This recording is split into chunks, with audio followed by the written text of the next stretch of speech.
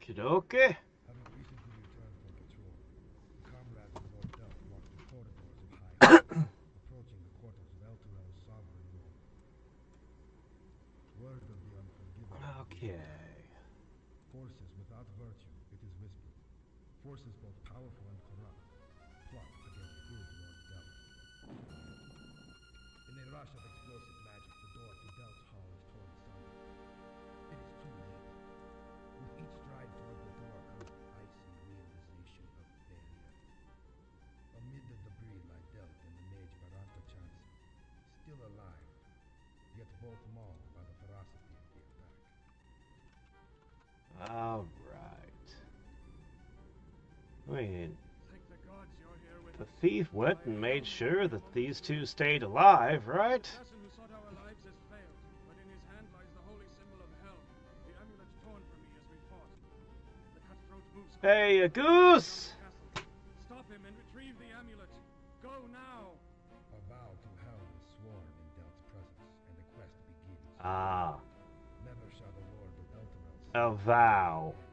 Okay, that's why my characters are so... We need to make sure we get this holy symbol back. They swore they would. Ah.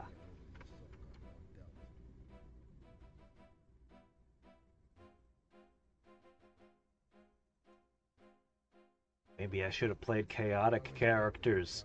Then they wouldn't have cared about the vow, right? Although in the world of D&D, breaking vows can have all kinds of issues.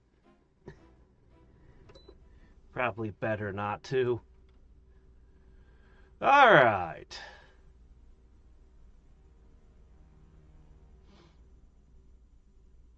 It's often good in a game to rewatch the intro when you're well into it to catch all the stuff you might have missed when you initially saw it. Oh, man. Oh, man.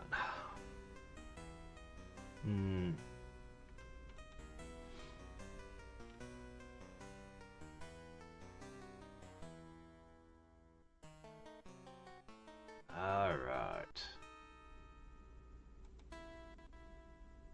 Well, now.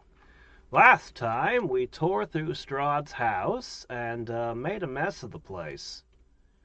Took everything not nailed down. And actually, I left most of his crap right where it was because I didn't want it. But we did kill all his guards. Everywhere we could get. And now we have...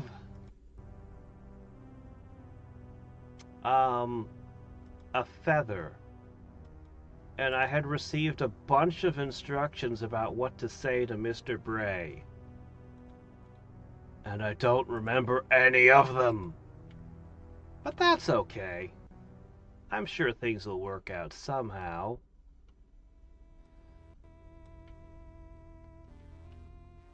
The problem is I don't remember exactly...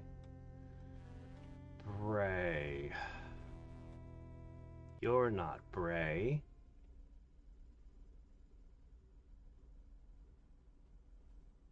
Ah, Giorgio, greetings. Okay, yeah, so he's not even inviting me to go to his camp blindfolded again. Now that we have the tarot card. Let's see. Ah, the tavern keeper is Bray. Ah, okay. I couldn't remember who it was. I just knew I had met a Bray. Good to see you again, Bray.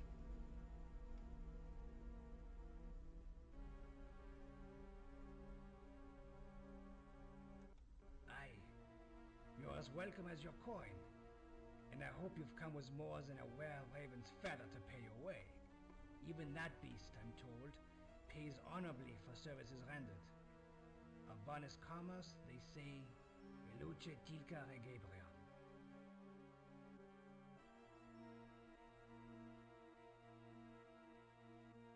I believe it's... I've heard it said differently. Okay, so we probably just traded passphrases. Good. I know of the Brother Raven set free from Strahd's tower. So you are the one? Now why doesn't that surprise me? Still, there was one thing I might do. There is an abandoned warehouse. Oh, I know where that The is. Merchant's Pride. Go there and wait for another contact. They will know who you are and they will escort you to yet another party. Someone more able to offer our thanks. It is all I can do. Really? That's all you can do? That's it? I say I would have no brandywine left if I gave it away to every fool who made it from sunrise to sunset alive. No free tweaker for you. But if you should meet your doom, I'll put a tankard out for your thirsty ghost. Take that whale raven's plumage I see and put it in your spirit's hair. I know it's you. As somebody who can give you something. Okay, how about a drink? No. You don't really care very much about what I did then, do you? Oh, well.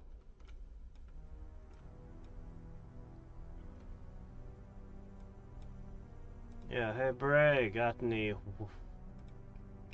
vampire slaying gear? I'm sure everyone in town is keeping at least a crucifix or a bag of garlic under their beds.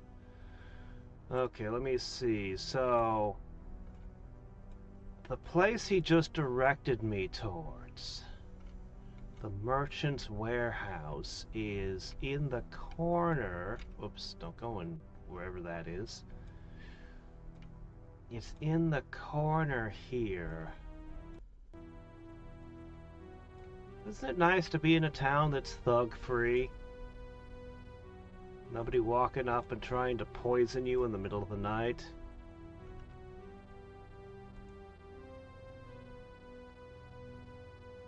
Okay. I'm on the wrong end of town here. I need to go south. It's in the southwestern corner of town.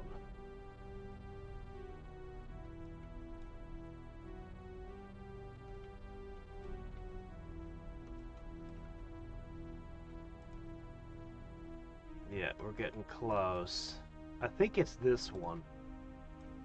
I think it's the... what should I call it? Kidney-shaped building? Okay.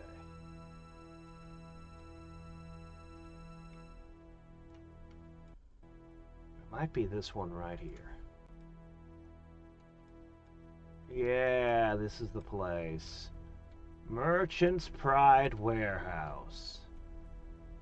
Closed. Well.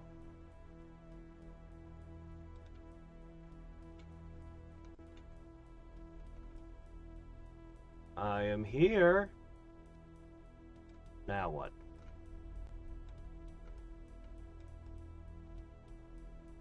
Yeah. I thought this place was super suspicious when I found it. Ah! Hello! Are those for me?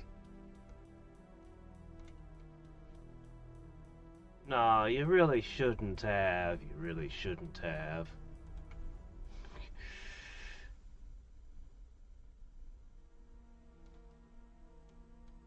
Bray sent us. You told us nothing of band of brigands.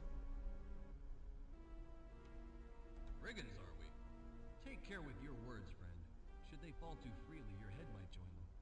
Then to be sure, the silence above your shoulders would be an empty one. Enough talk. If you want what Bray promised, you'll drink our little drink. A potion meant to close your eyes for a time. 'Tis more certain than a blindfold. But some say it brings sweet dreams. No! He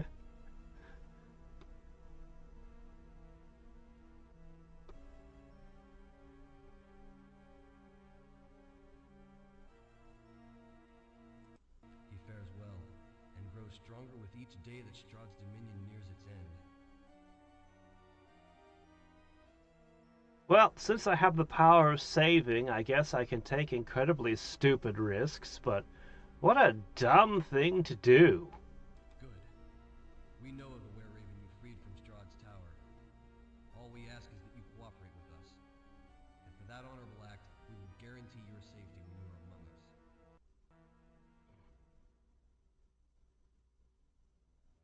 You dare speak of honor when you're greater catacombs beneath Berovia. Oh! We have found the greater catacombs, have we?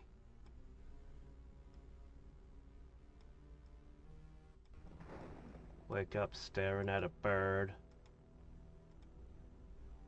Well, first things first, I found something.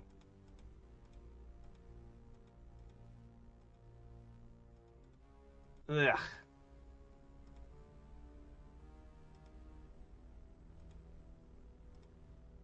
My inventory is going to be all boxes at this rate.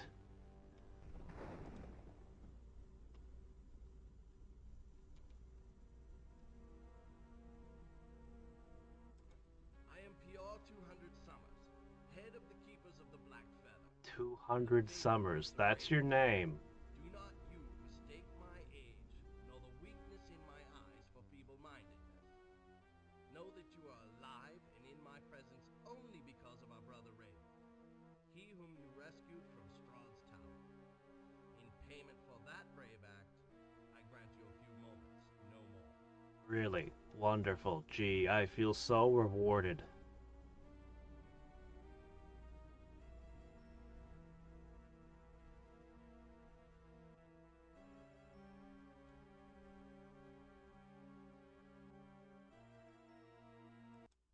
Strahd is the evil that stalks Berovia with malignant certainty. Once he ruled as Count Strahd of the von Zarovich line, a noble warrior who came to free us from the tyrant Dorian. But that was so long ago. I have grown old in my own vocation, in my relentless fever to destroy him and free the land. For now it is Strahd who imprisons us, who has become a vampire lord. You are ambitious beyond all telling. Only one instrument, one icon of faith and of true fidelity to the ways of light may hold Strahd at bay. It is the holy symbol of Ravenkind. Of Ravenkind? This fearsome object, crafted by the most high priest of the realm in the days when Strahd was immortal, now lies hidden from the light. Its whereabouts are unknown. In all my life, it has eluded me. Well, that didn't tell us how to trick him at all. We know of its use by a cleric, a young priest of such ambition that he dared confront Strahd. Indeed, the power of the symbol did grievous injury to our lord, banishing him from the land for many a season. Sasha was the name. Oh, really? He is supposed to have prepared 3 manuscripts, parchments detailing the whereabouts of the symbol in magically encrypted text. Some may have found it. I do not know. I know only that none have returned alive with it in their grasp. Because you have braved many dangers, including this conference, I have no objection if you wish to try your own strong hands in the matter. If so, I will provide you with a key and a special reading device so that you may make your own attempt. Oh, okay, cool.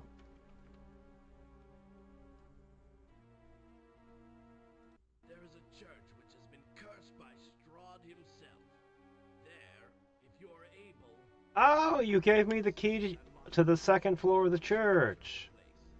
We believe the 3 manuscripts revealing the location of the Okay. holy symbol of Ravenkind are there. Once found, then with a scroll in one hand and the scrying glass in the other, you may read the hidden secrets of the text. Okay. Of course, others have walked the path I set before you. Many were brave, some whose magic was so powerful they could read Sasha's manuscripts without the scrying glass. Sasha did not leave a map with an X upon it. Oh no.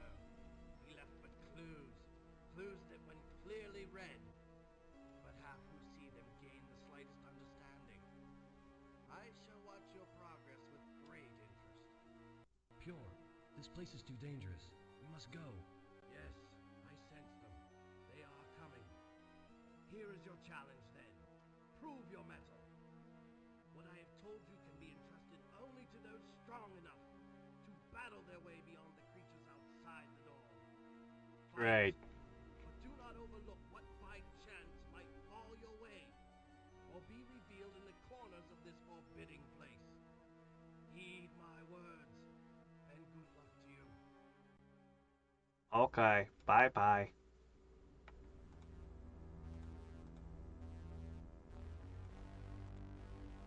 Darn, these key rings are full.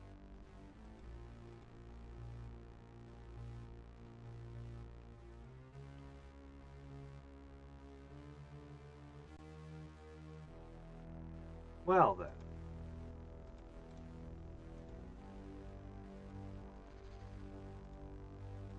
Ruby Catacombs key.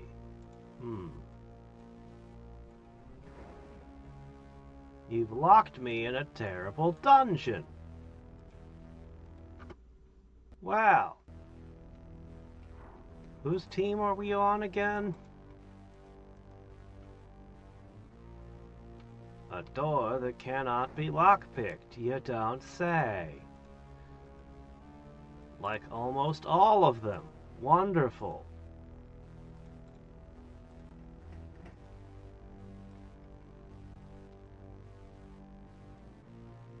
And how did you get out?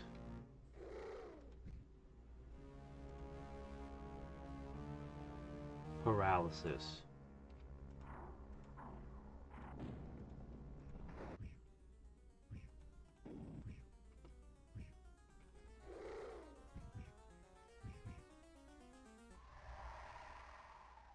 That's definitely paralysis.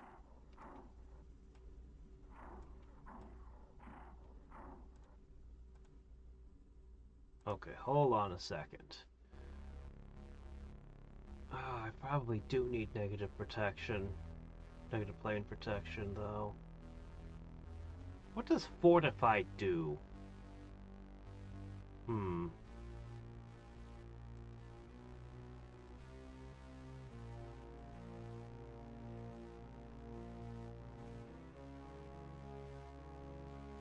Of course we're fighting more undead. What else could we have possibly expected? That's what the game was made out of. Okay. What was that? I just took a bunch of damage.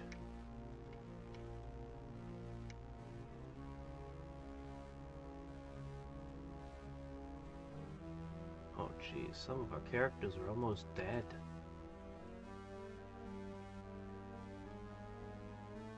Well, we'll just rest again. That's what got us. Wonderful. Random fireballs. Okay, so let me do a quick Google search.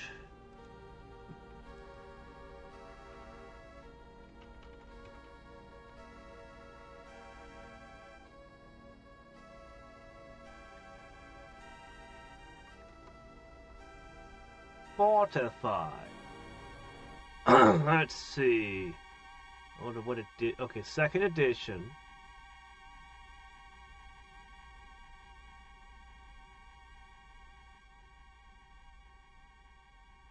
The maximum possible healing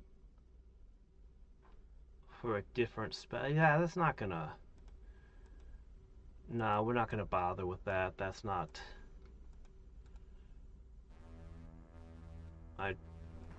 Yeah, it's not gonna be any good for us. It basically takes the dice rolls out of your healing spells. It's kind of one of those things that makes me spin around and look the other way. I hate those things.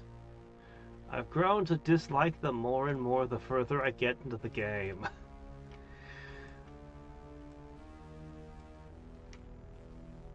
If they had only been in one dungeon, I'd have been like, yeah, okay, that's the local gimmick. But they're in every dungeon! Or near enough. Oh, shit.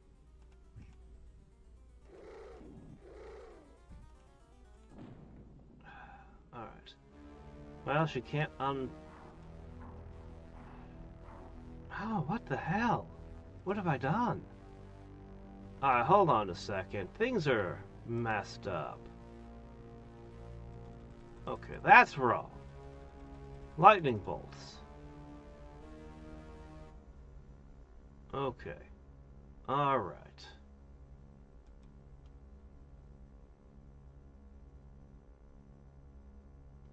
You know what? I should ask one more question.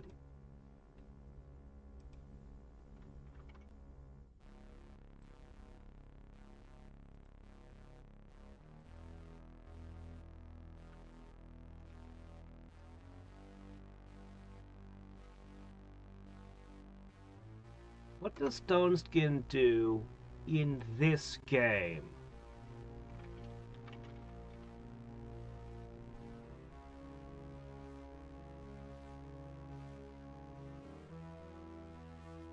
No description here.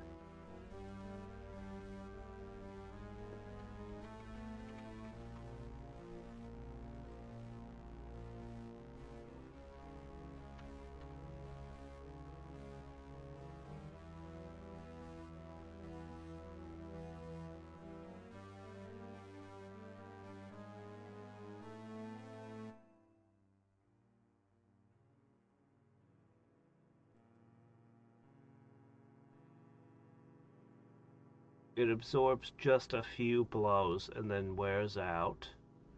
I've had enemies immediately hurt me.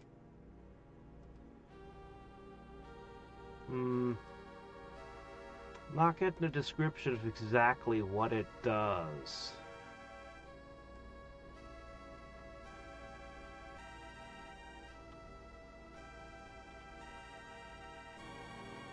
Let me try second edition D&D Stone Skin.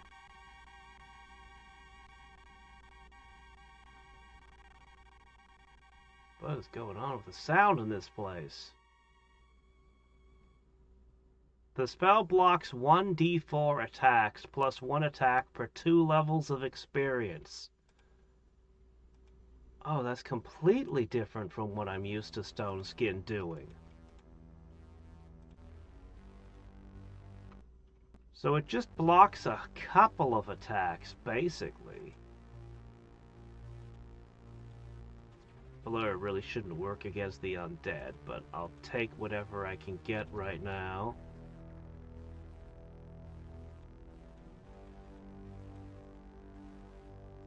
Alright. I'm used to Stone Skin giving you a damage reduction. And it would do like, I think it was 10 hit points a level of damage it would mitigate. So you could get hit, you know, it would absorb quite a lot of damage. You'd mix that with Mirror Image, and that was basically, you know, this is basically what your mage would be doing for most of the rest of his career. Those two buffs could protect an immense amount. Whoa! What is that? What was that, though? Alright, the next time one comes up, I'm gonna have to find out what that is. 91,256. Let's see if we can find another blue thing. We'll find out. We saved, so we're gonna find out what it does by letting it hit us.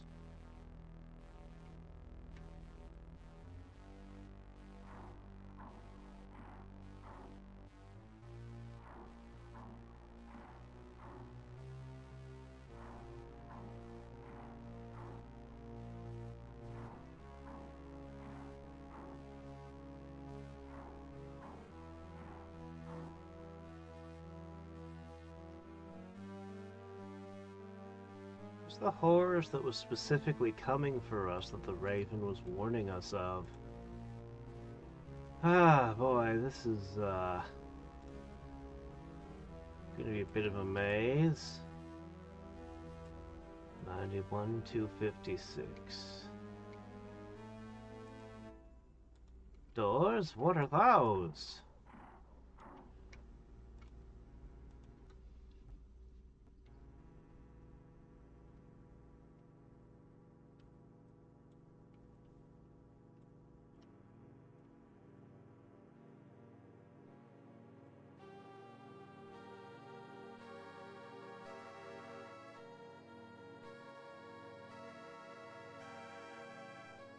Oh, a dead end.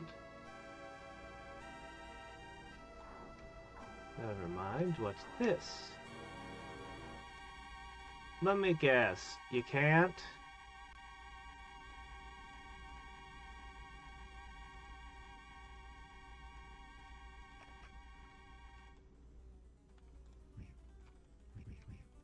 Oh, wraith. Oh, okay. That's supposed to be a wraith?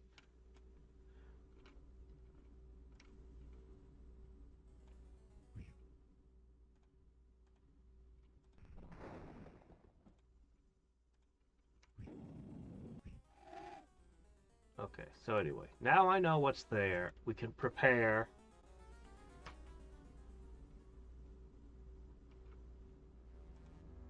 Okay.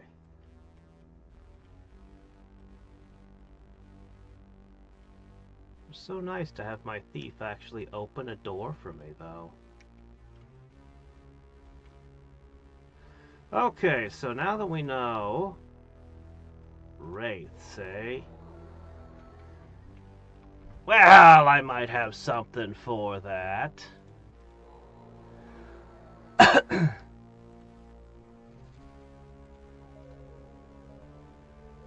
I don't think cold is going to be the answer here. However, fireballs and burning hands...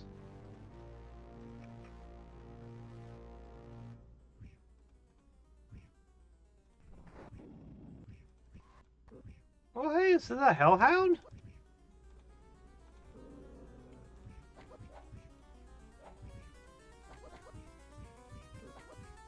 We haven't seen you guys in ages.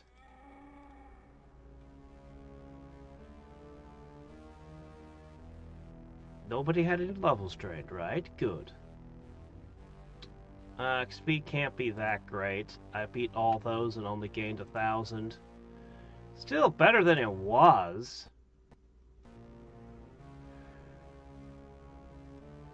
Until the question is fire elementals. When the question is fire elementals, then fireball's no longer the answer, sadly.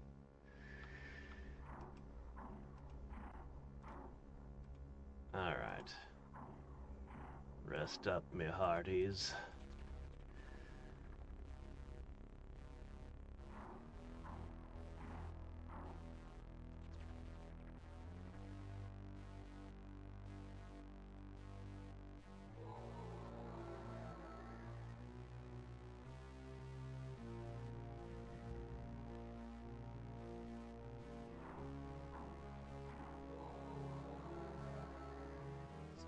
Buffs. Speaking of which, I'm gonna make a small change. I think I should probably put the magic missiles back on.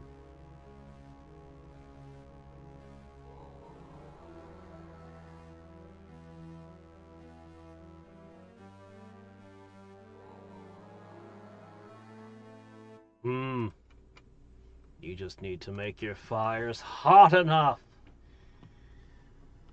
I think Flame Strike will hurt a fire elemental, because half the damage is holy. There might have been Hellfire as well. That might work as on it too. Another lock. What's this?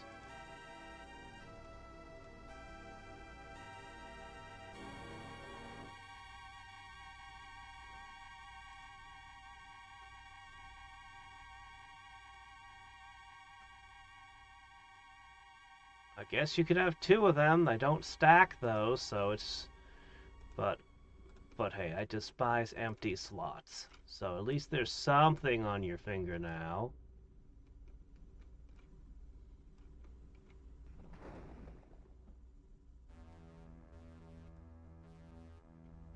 My gosh, this maze of madness. Ugh.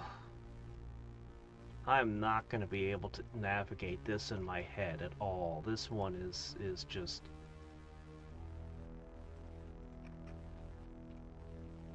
Well, let's find out what's behind this door.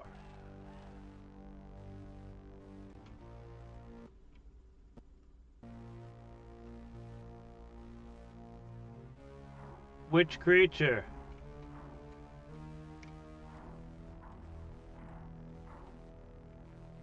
Name the critter.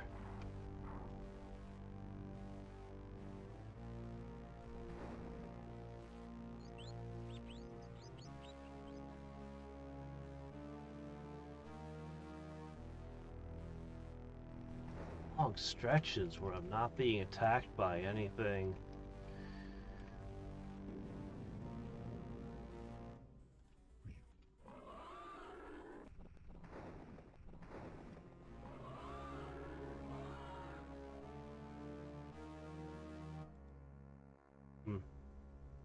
Yeah, their XP is nothing special, as I thought. Not as good as those terrible zombie golems. An endgame boss. Betcha it doesn't resist force damage. Nobody ever resists force damage.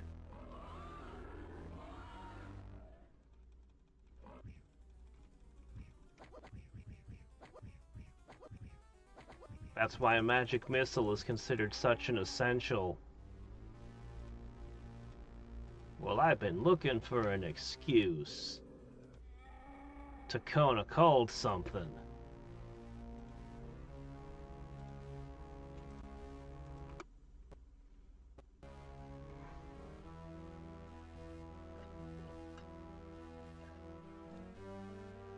I am not at all worried about these hellhounds.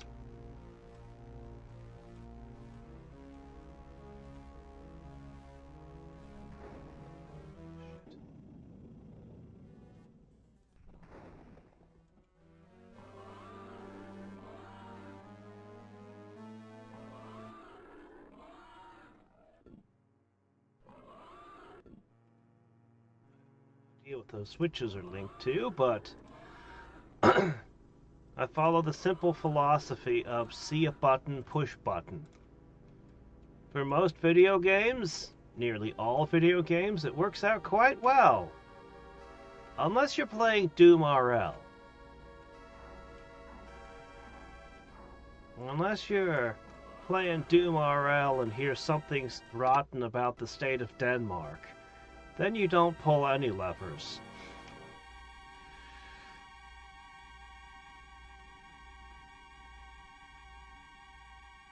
I do not like this music track. I think they told the composer to deliberately be as obnoxious as he could.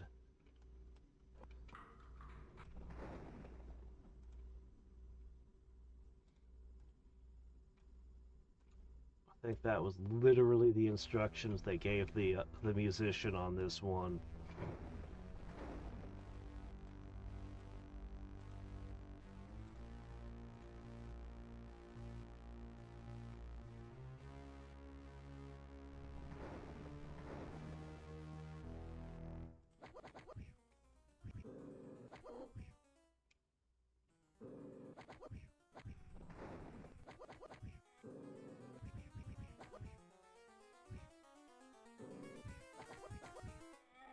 My dwarven cleric was literally smacking the dogs with her hand.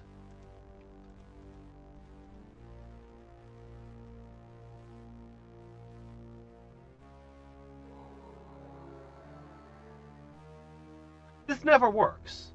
Raised Dead has never worked even once this game. I don't get it. Raised Dead is just a just a broken spell. I don't know.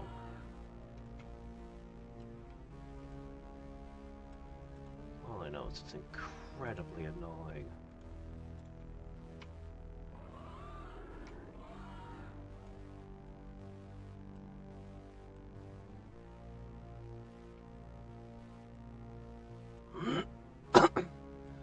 No, force damage is magical damage. There's almost nothing that resists it. Other force spells such as Shield and Wall of Force.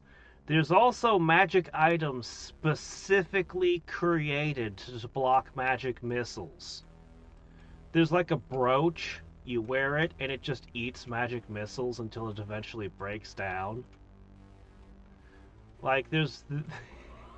It's such a universal spell, such a universal answer to everything, that they had to make items specifically to counter it. Because there's, I don't think there's another force damage spell in core. And they're super, super rare to find force damage anywhere else.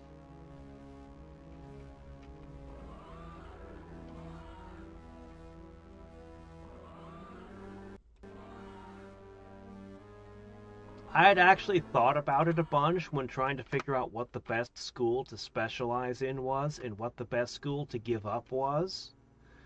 And at one point, I came down to, I think I came down to evocation or necromancy. Which one would you give up? And I eventually concluded that magic missile, by itself, was the reason you could not give up evocation. And it's funny, because you can give up evocation, and it's not that big a deal for most things. God, that sound. I'm going to take this out. Like, okay, you don't have Fireball and Lightning Bolt.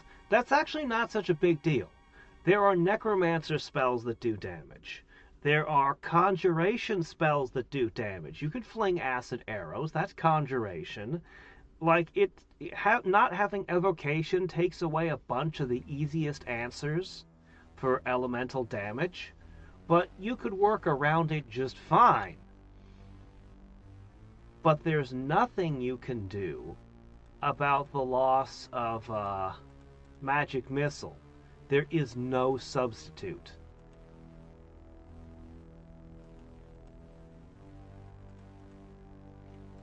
Okay, that's junk. Well, this is a nice shield.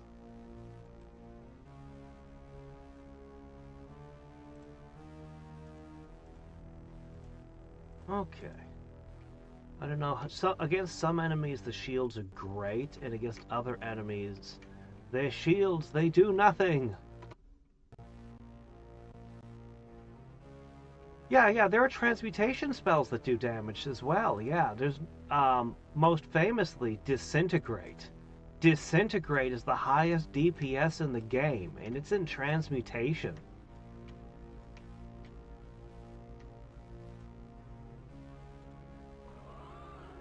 But as I've said, I actually concluded that if you're sticking purely to core, Necromancy is the school of magic to give up if you're specializing. Because you were not allowed to pick Divination. But the funny little wrinkle in 3rd edition, if you want to specialize and be, I don't know, a transmuter, you have to give up 2 entire schools of magic. But if you want to be a diviner, you only have to give up 1 school of magic. So my conclusion was always be a diviner if you're min-maxing. And I like the flavor of a diviner to begin with, so it works nicely, I think. But the reason you want to specialize as a mage is you literally get 1 more spell of every single level. So, for example,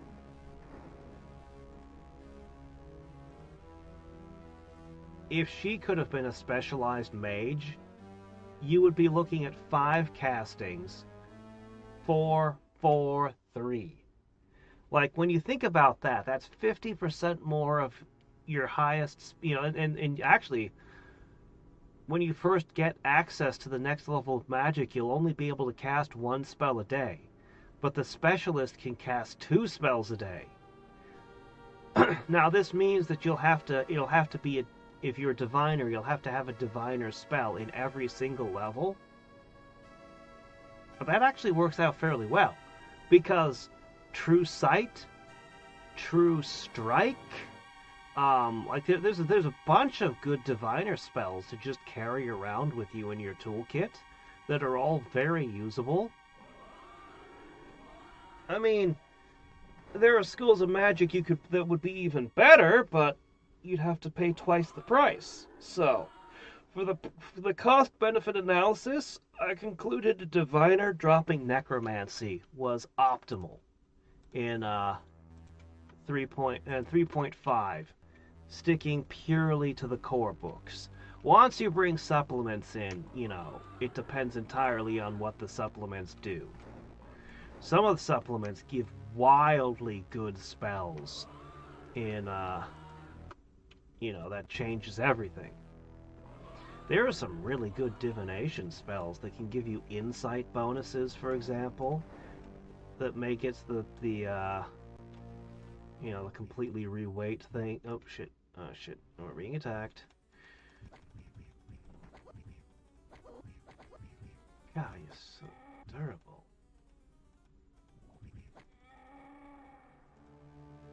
Alright, the shields are definitely helping. We took more hits without getting hurt so badly.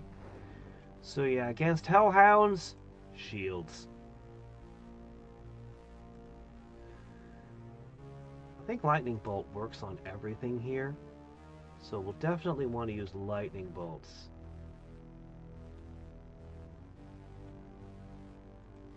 .5. Well, I don't know what 5th edition players have for their attack and defense. I don't know what 5th edition looks like mathematically. You'll have to tell me what level, what CR Strahd is at for me to guess his AC.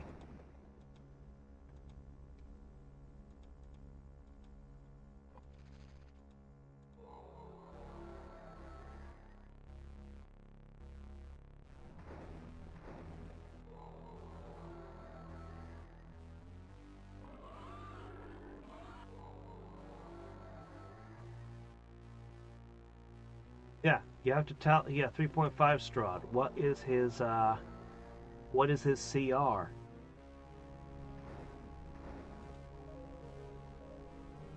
CR 15. Okay. So let's see. Baseline would be 20.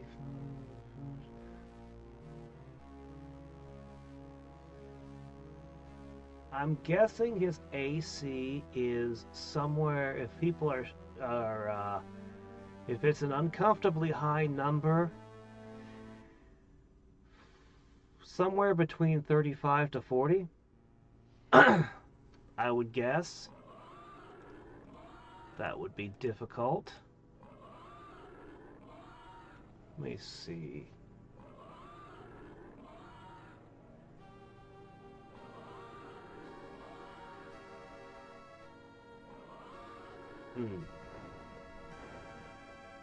You said his CR is 15.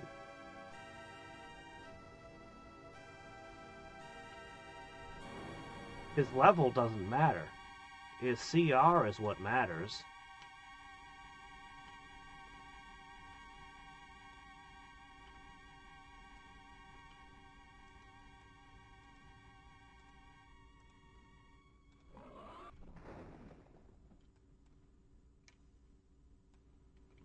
Yeah. A Munchkin character would still be able to hit that fairly consistently, but an average character would have difficulty.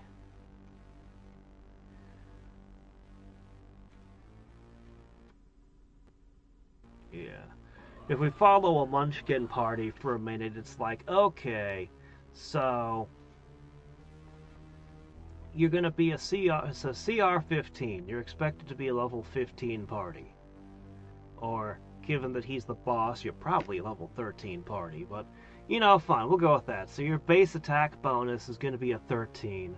Then you're going to add your strength, you're a Munchkin, so you've probably got 26-ish strength at least. So you can add 8. Okay, so now we're at a 21. Then you're going to add your magic sword. Let's say you manage to get a +4 because you're Munchkin-y, so you get a little bit better than you should have.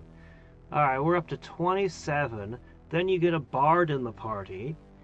You get yourself up to a +30. And then you get yourself your alchemical bonus, your insight bonus, your this bonus, your that bonus. The Munchkin's still going to hit Strahd every time. But a normal player is going to be missing half or even 3/4 of their attacks.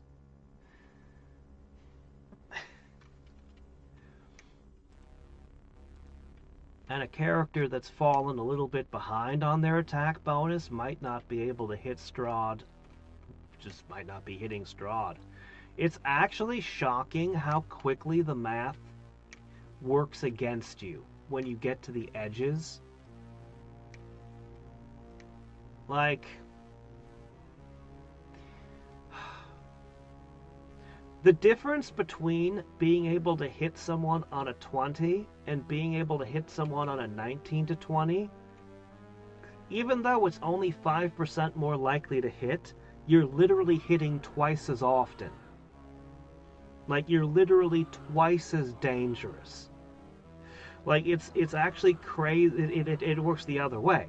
You get 1 more point of AC, and suddenly your opponent is only doing half as much damage to you. Even though everything is in 5% increments,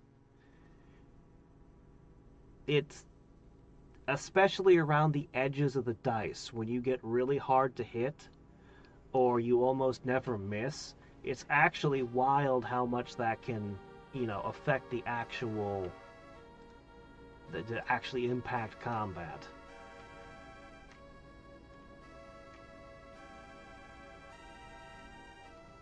Basically, it looks like everything should be linear, but it's actually not in practice.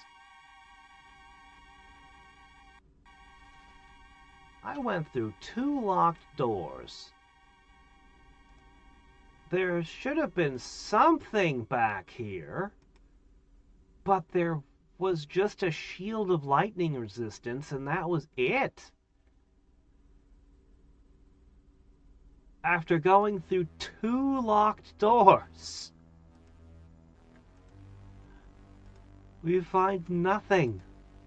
I am bemused. So what the hell kind of catacombs is this?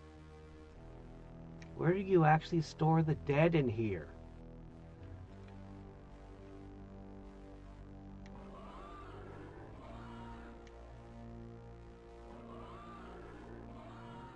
Well,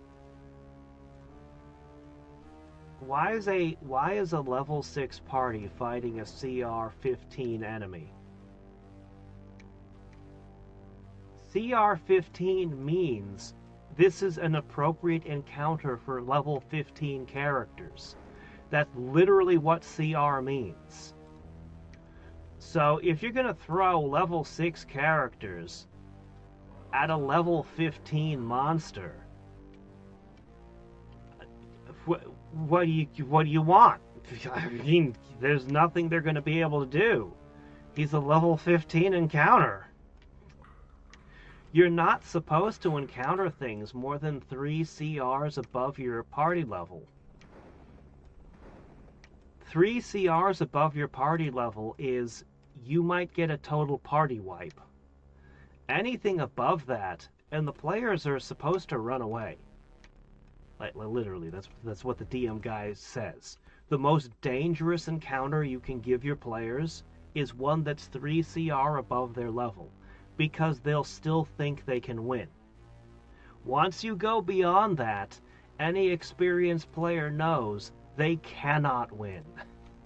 And you're going to tell me they put a guy that's 9 levels above the party? What? Get out of here. Get out of here with that crap. Good grief.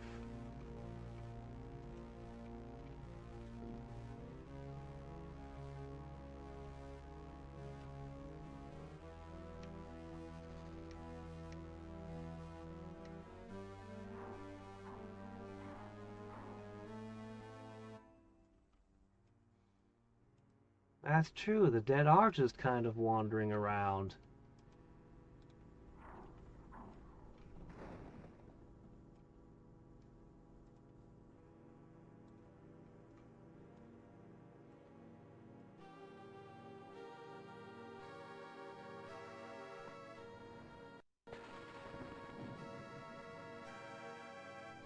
About the audio cues, I can't tell when I'm hitting.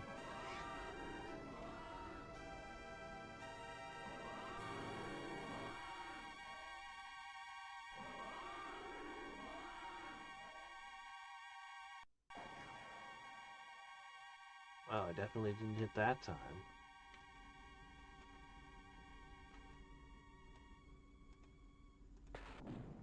Okay, there we go. You're supposed to get 4 levels. Well, that would put you at level 10. He'd still be 5 levels above you. That's still out of reach.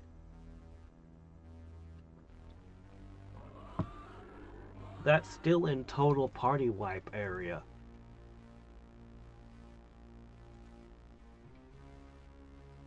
As I said, 3 levels is total party wipe, potentially. Potentially. 5 levels is, what are you doing?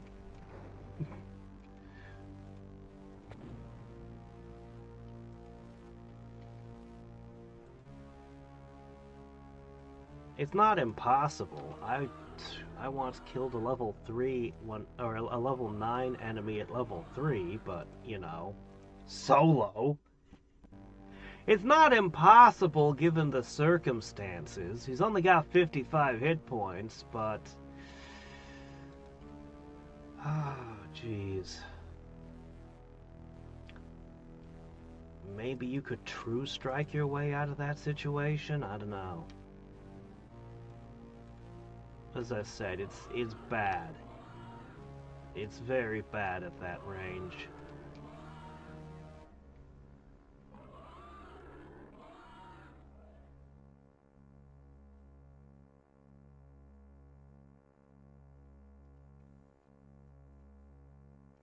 Wait, his AC is only 27?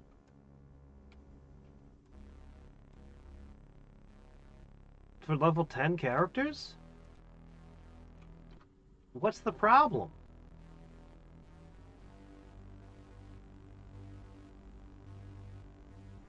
That can't be right.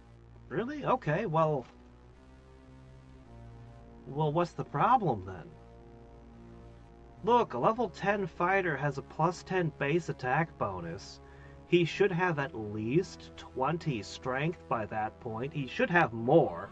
I mean, belts of strength and all that kind of stuff. He should be able to stack higher than that, but he should at least have a plus 5 strength modifier.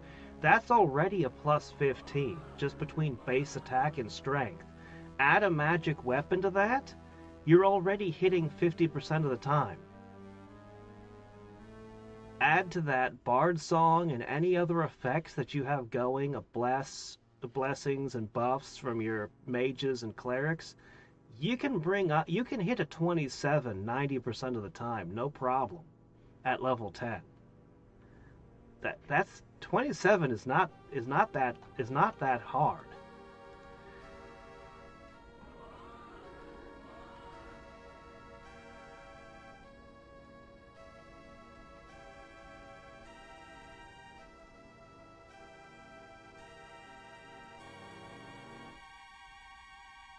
Does Strahd have buffs to bring it further up?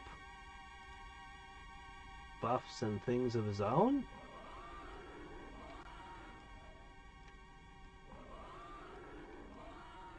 Well, again, I don't know anything about 5th edition. But I know 3rd edition inside out and backwards. And yeah, you have a lot of options for spells in 3rd edition.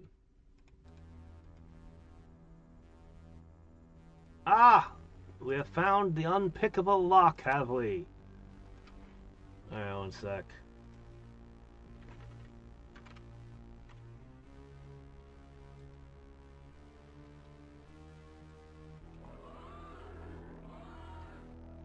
Alright, let's see. We got a big room ahead of us.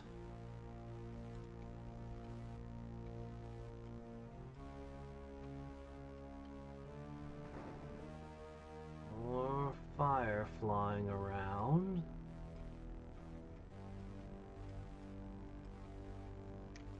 I bet you Strahd's got spell resistance too. I bet you he doesn't come in alone to 1v the entire party either. Ah, shit. See, again, not having my headphones in is making this more difficult. Stuff can sneak up on me when I'm not looking.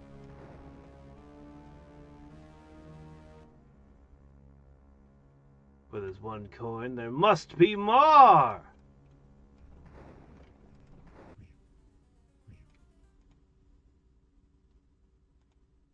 Crap, does each coin take its own slot? I need like 15 of these things. Oh my gosh, every coin takes the same amount of space as a suit of armor.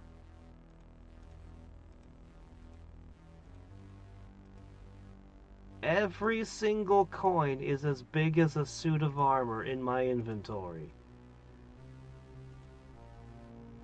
That's insane.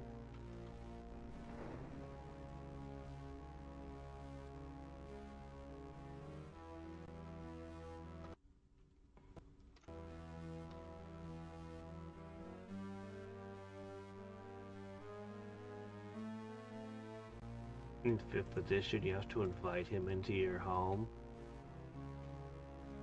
But it is all my home. I own the land. Nope, sorry, Strahd. You can't come in.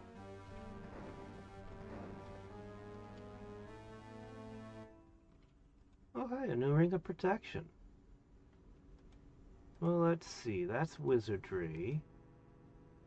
Free action, huh? Yes, I don't know, fire ring of resistance, no. Oh, I guess I can hold on to it. I'll stick it in one of these boxes at random.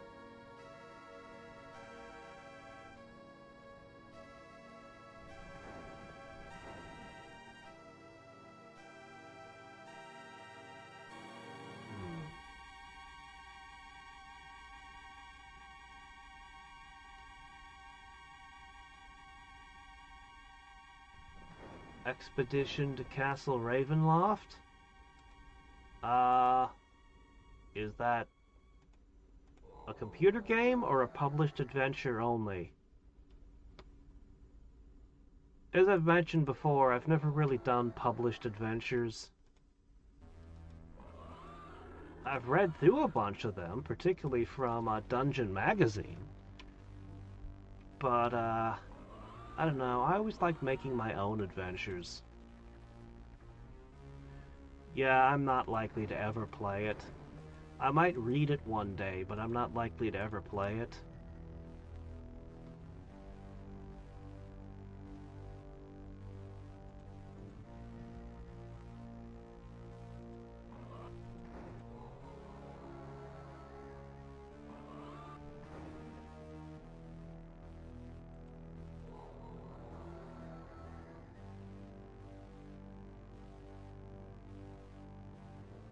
Okay, we are now fully buffed and ready for more of whatever comes at us.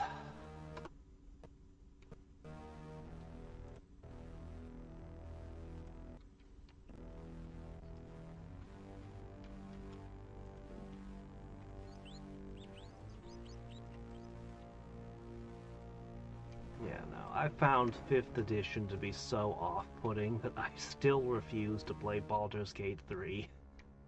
I just don't want anything to do with 5th edition.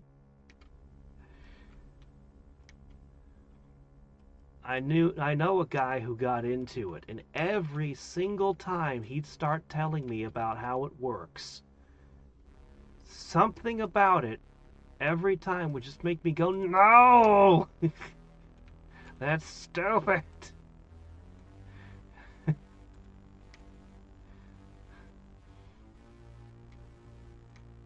I apparently turned into a curmudgeon the moment 5th edition came out. An old curmudgeon. No, that's not how it's supposed to be. I know, it's exactly how the 2nd edition players felt about 3rd edition. That's not D&D anymore. But 4th edition had really been just... 4th edition was just bad. Like, it had some fantastic ideas. I love to reverse engineer into 3rd edition. Like, I love just being able to hand the players abilities from 4th edition. It doesn't take that much tweaking to make them work well. I think the Barbarian in particular was the best Barbarian we'd ever gotten. With their rages literally being supernatural. Being possessed by different nature spirits and having different things, different primal effects going off around them while they're raging. Brilliant stuff. But, taken on a whole... 4th edition, man. That's really... And there was one particular book, I have it somewhere. There was one particular 4th edition book where after I bought it, I felt like I had been robbed. It was so badly written. So badly done.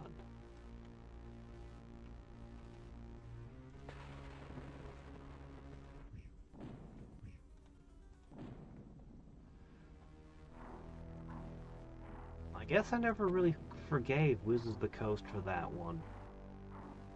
I was pretty poor at the time. There was very little that I was, for my hobbies. I was very frugal. I had to give up playing Magic the Gathering because I just couldn't justify the amount of money I was spending on drafts every week. And then I buy this big, expensive, nice book, and it turns out to be trash. God,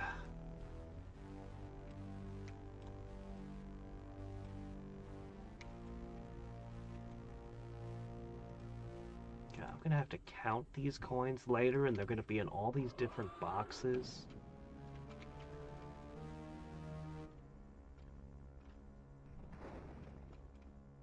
Oh, crap.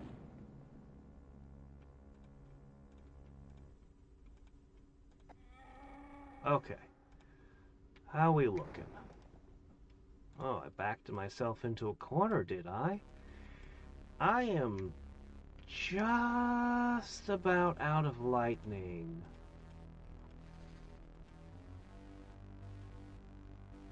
Which is unfortunate.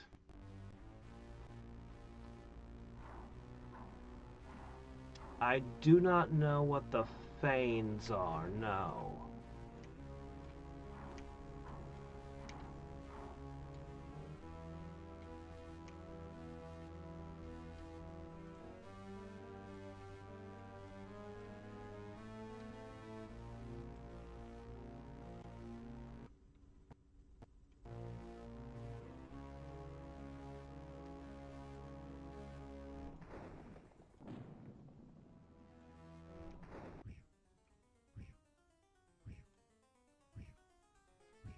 Oh, there was one behind me.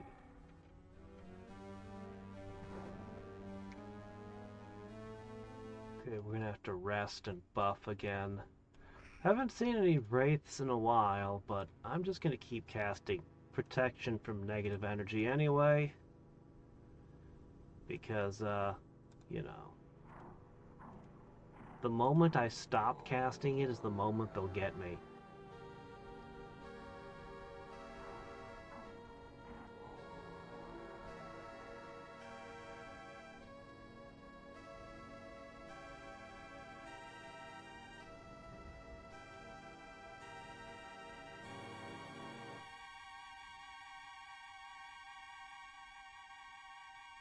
He's got a connection to the mountains of the land.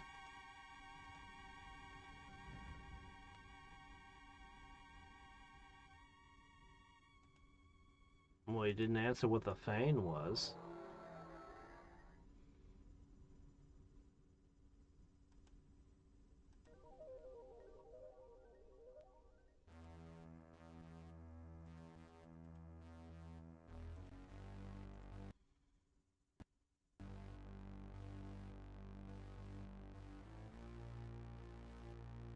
I assume it's a monster.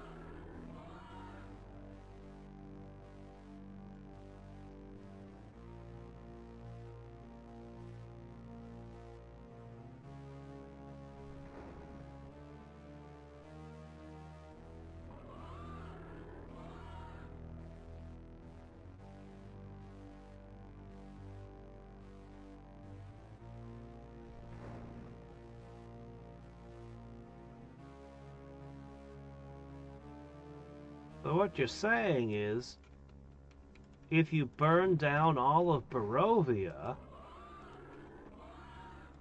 if you just destroy the land, no more Strahd.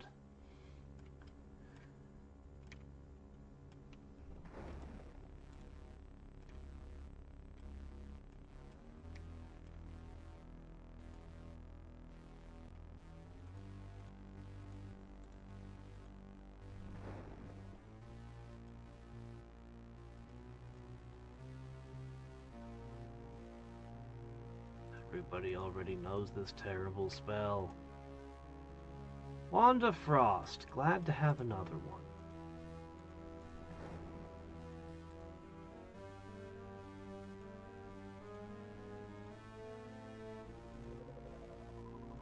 Yep, just another rag. Magic cloth is apparently precious in these areas. I see. Okay, it's one of those kind of enemies where you're supposed to bring them down before you fight them.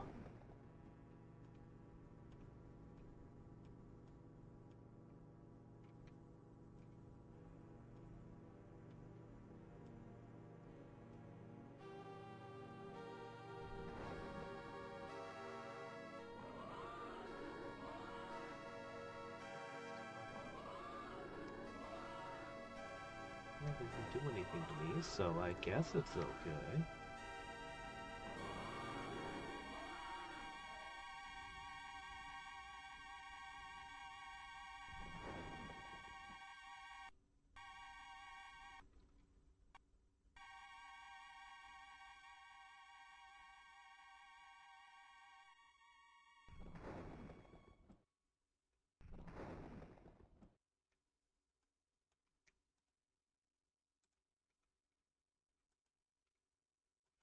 Wow! What's up with this door?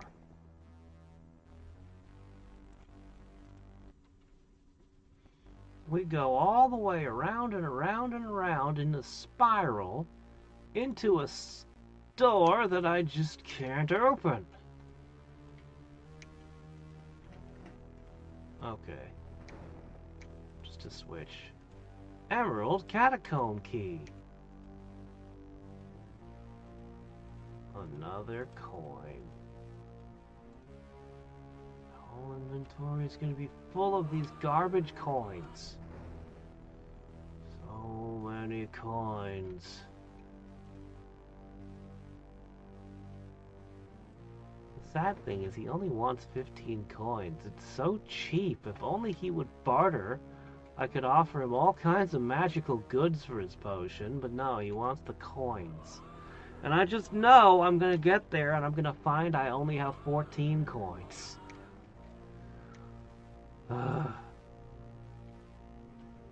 Because you just know somehow there are only 15 coins in the entire land.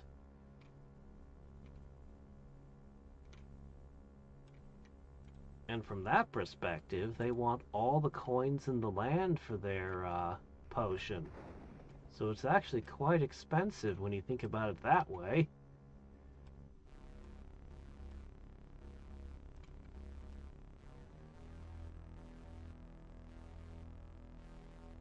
The crystal that protects him from sunlight. Ah.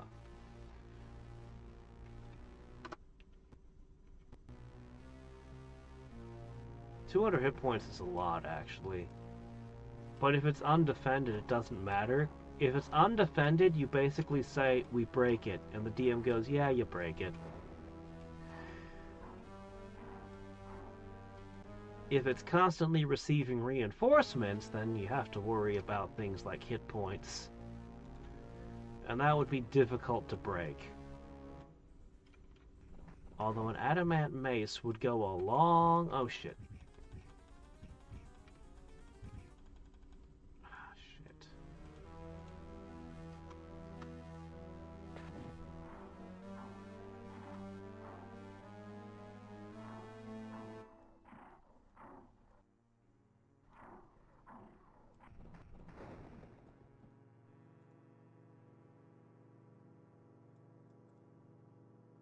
Man, we are not gaining levels anymore at this point. We're just not going to be leveling up much at this point.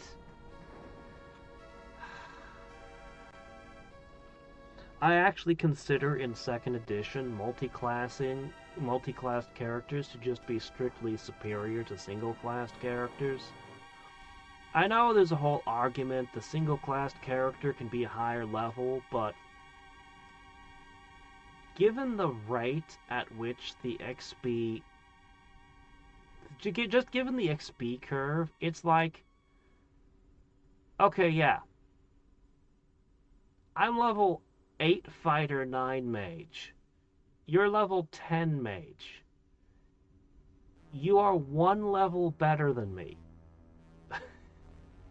1. And it's more or less going to stay that way. So, by mixing in fighter, some of my spells are way more effective now because I have a much higher attack bonus, and I have way more hit points than the pure mage, and you know what, it's just better. It's just better. I think humans can do even better with the dual classing, potentially, if you do it right.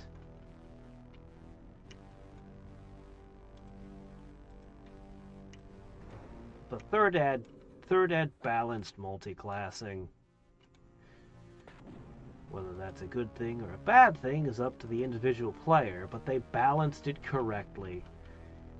What's that? You want a multi-class? You can do that as much as you want. Anybody can.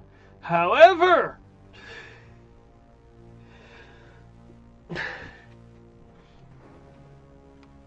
are you a level 5 character? It takes, what is it, 6,000 XP to gain your next level or whatever it is? It doesn't matter what combination of classes you have levels in. You're a level 5 character. The next level costs this much. It's so incredibly straightforward. It puts all the classes on the exact same XP you know, just they're all exactly the same amount of XP that they need, and it's very, very clean and simple. Guarded by a vampire in mist form. Well, once you take care of the vampire, then it's undefended. You just have to remove the vampire. Now, what I mean is if there's like some portal that's constantly dumping enemies on you, so that the longer you spend breaking it, the more crap appears.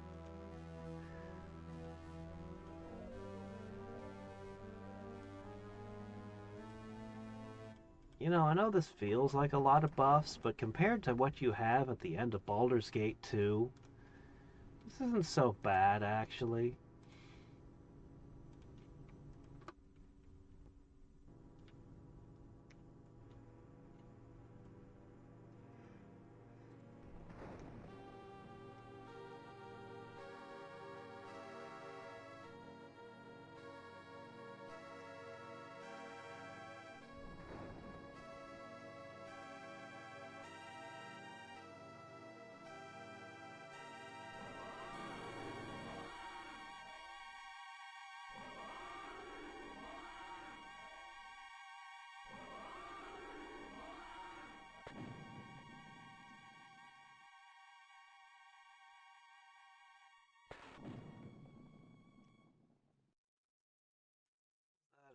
Another coin?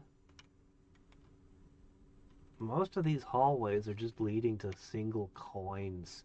How many do we have? I have not been keeping count. If I have to search the entire caverns later to find one frickin' coin, I'll be so annoyed.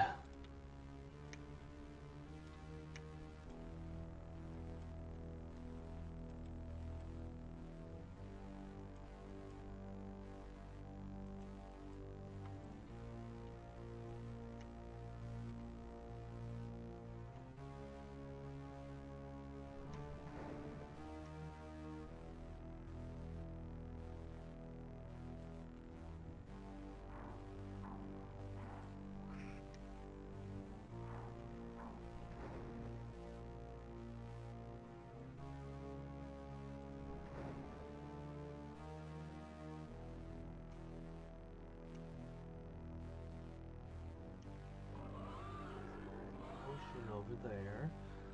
Alright, I guess we need to head south.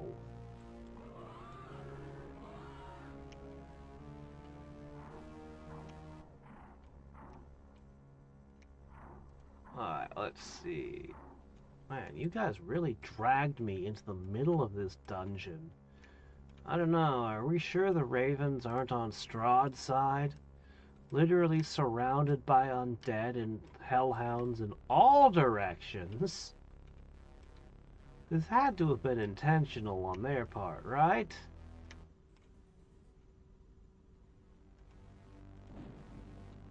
Been a while since we've seen one of the paralysis ones.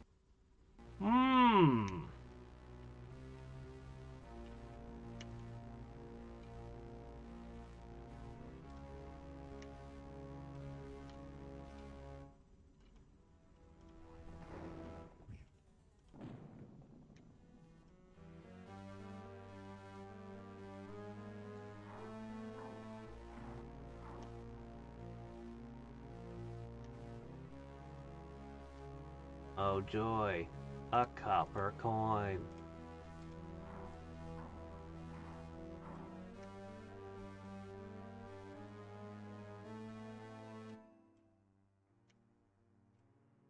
See, we can't say there are no shops in the game. There's one guy selling a potion.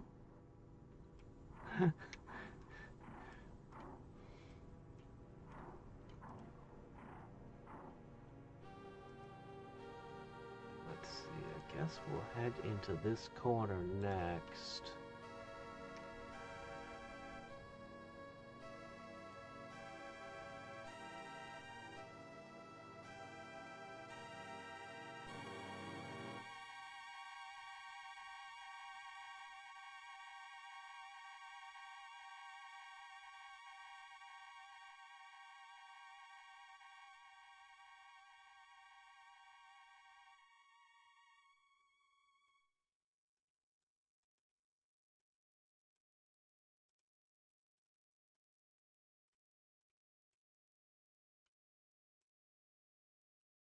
Okay, let's see.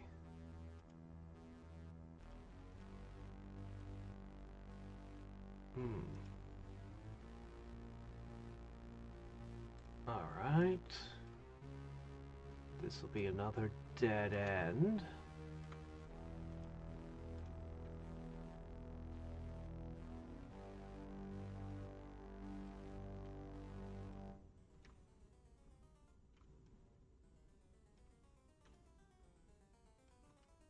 Whoa, whoa, whoa, whoa. Okay, hold on.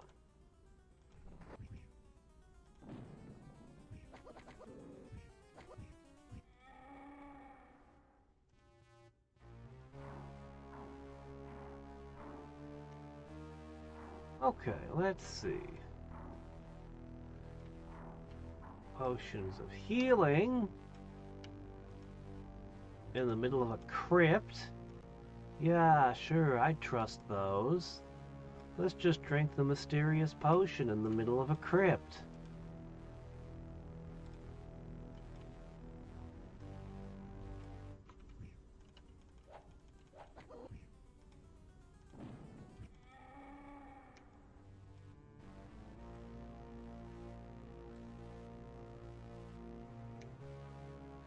Oh, I need to rest again. Gotta keep those lightning bolts up.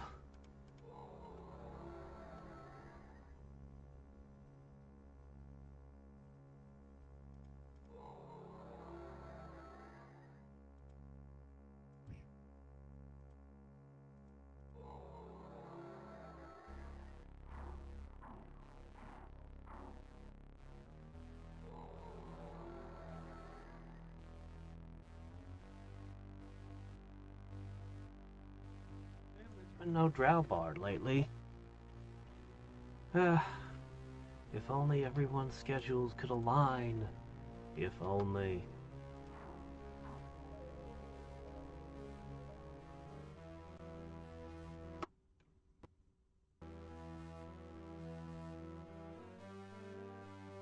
Alright.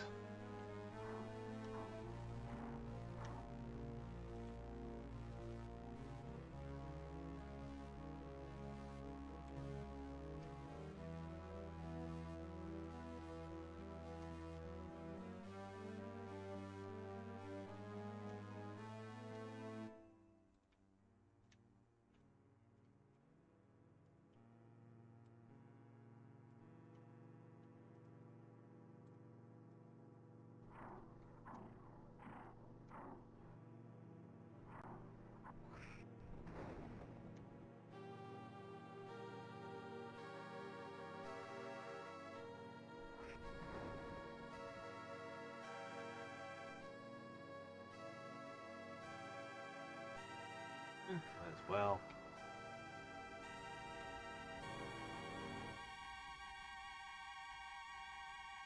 Since I have the spell prepared anyway. It's a useful trick. And they see me right on through it. Which I consider fair.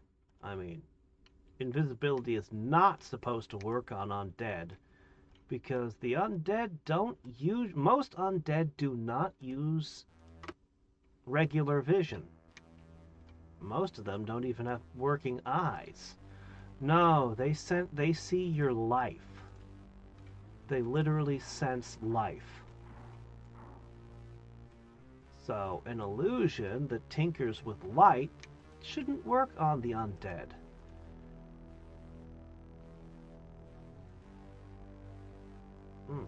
A whole array of potions, eh? Alright, there you go.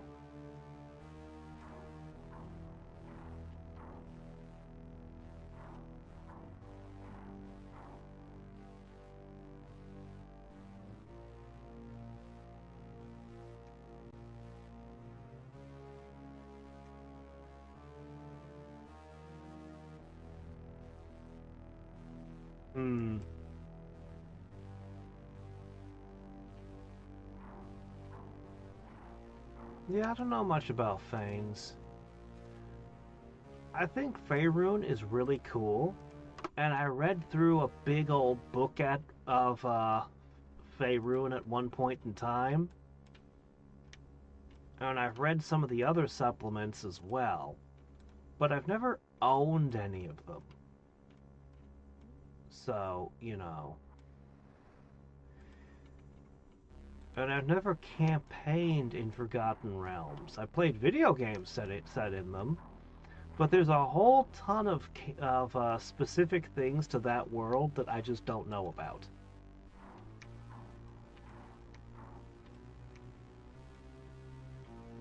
I find it kind of funny that it became the default setting because Faerun is actually a really strange setting. There's a lot going on in Forgotten Realms that's very non-standard. Greyhawk was always the default setting for D&D, but Greyhawk fell out of fashion. Nobody plays in Greyhawk anymore. And then Faerun, Dark Sun, like there were a bunch of really exotic settings. During 3rd edition, they created a new one called Eberron that was pretty awesome.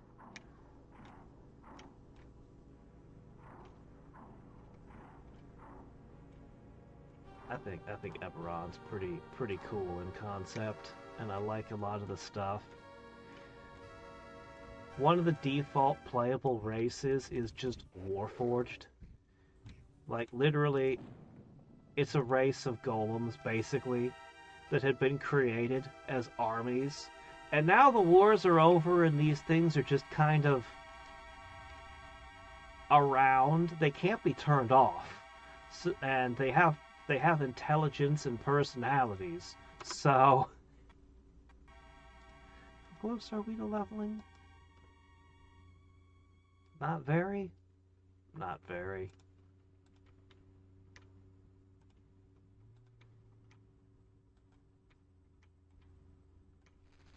And you can customize if you play as a Warforged, you can customize them. They can have armor built into their bodies. They can have all kinds of stuff.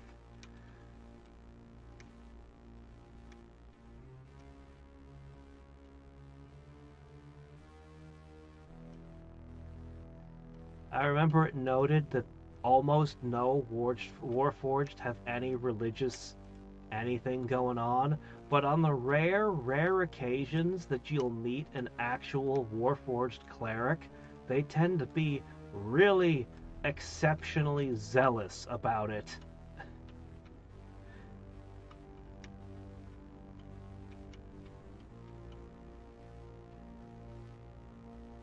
Okay, there we go. No, wrong. Okay, look, I want to go this way.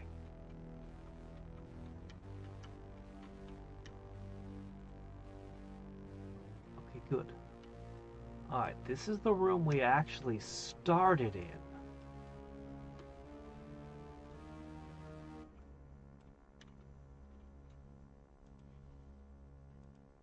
Alright, I guess.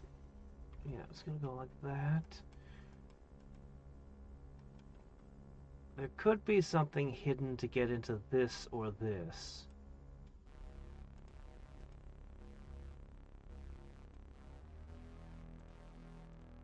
Let me see. There probably is a way to get into here, but that might just be past the lock.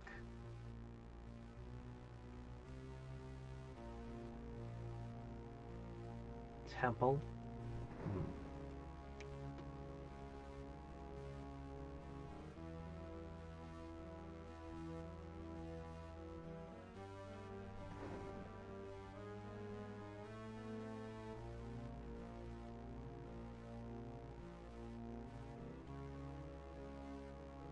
I got it. Ah, game. Why you put that stupid thing there? Right in front of an angry dog. Oh, and fireballs.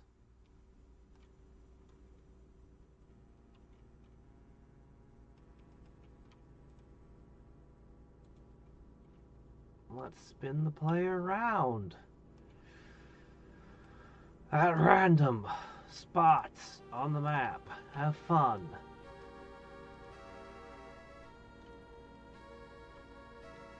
I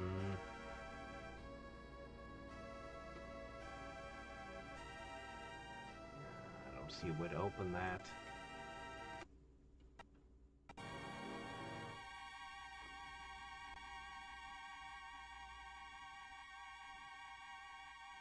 A constant non-detection effect.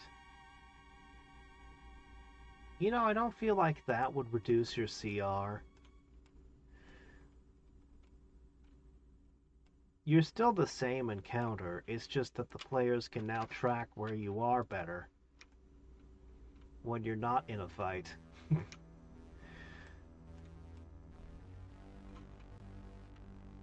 Yeah, that would not lower his CR any,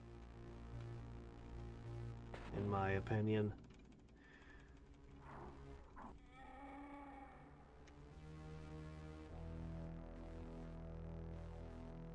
Go on. Oh, I forgot the blurs. I forgot all about being blurry. Alright, we've applied the blur filter.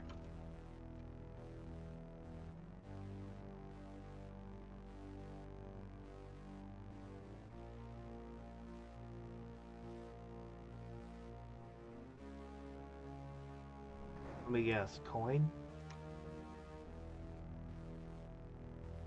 Nothing? Nothing. Nothing. Meh.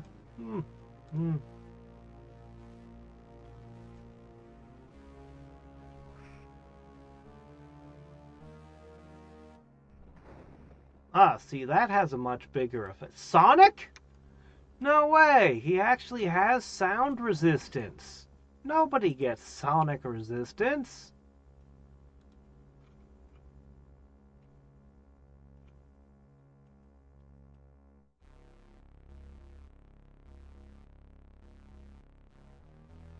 Now that is unusual.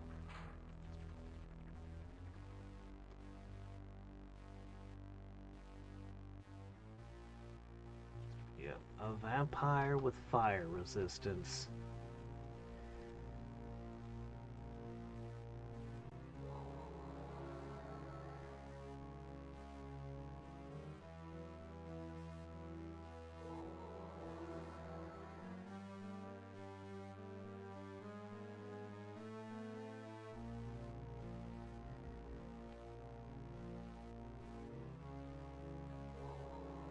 Fire resistance 10 might not sound like a lot, but it actually is. That's enough to completely invalidate your flaming sword. Your flaming sword won't do any extra fire damage. Same with your flaming arrows, and yeah, put that on.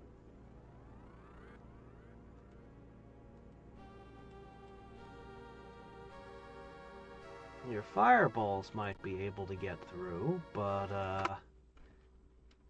10 damage off is actually a good amount.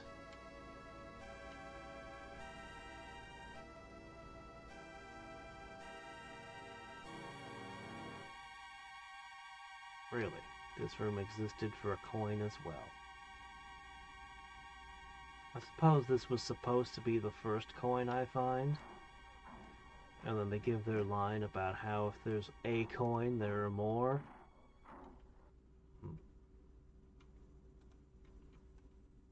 Well.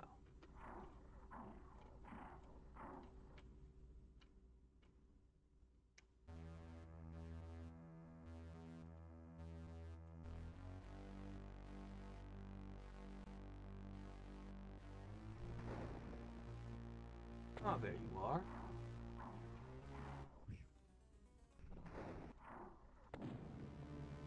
Any more? Come on, guys. I've gained like next to nothing in this whole dungeon for XP.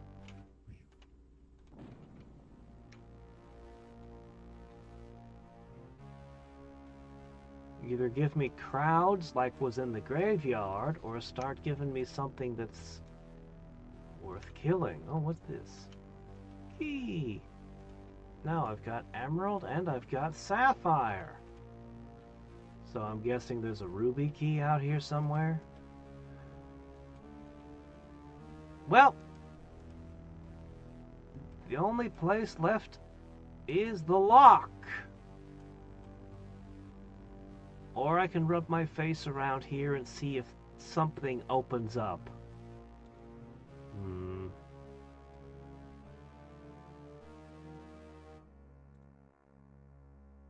I'm going to go to the door.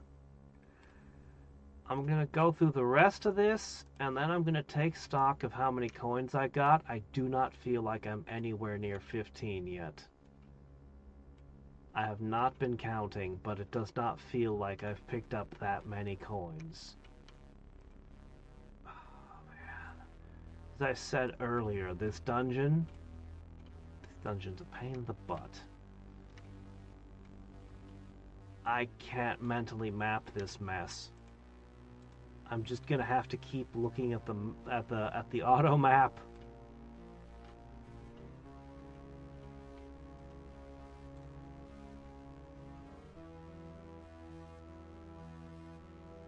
Oh, doggone it. Oh, and it then spins me around. It's fine. Okay.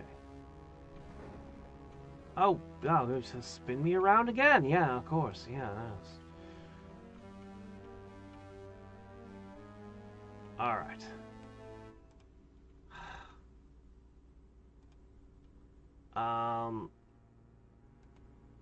Alright, let me see. It's like, okay, right, like that.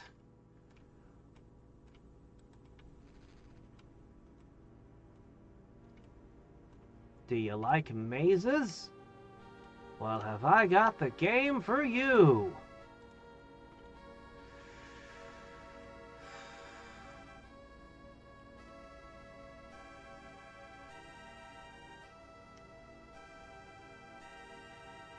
I've gotten to here. Okay, it's gonna be a left, let's see, and then a right, and then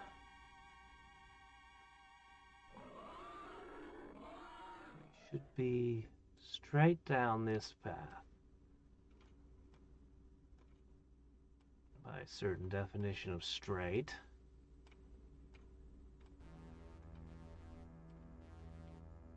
Okay, back to the chamber where we really should have had our meeting here.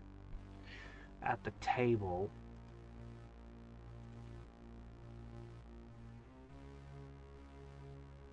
Okay, this looks pretty straightforward. I shouldn't be able to get too lost in here.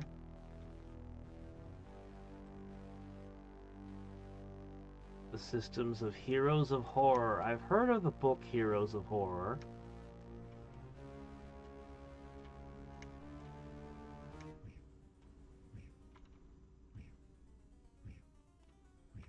Whoa, where'd this come from?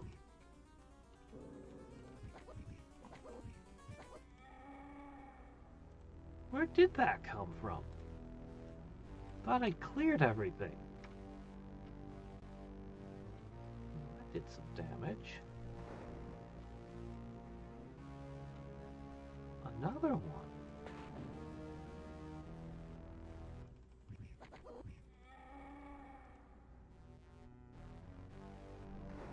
I missed some hellhounds somehow. How did that happen? Thought we were being super thorough. Well, alright. The one door we could not pass previously. Increase his target's depravity and corruption.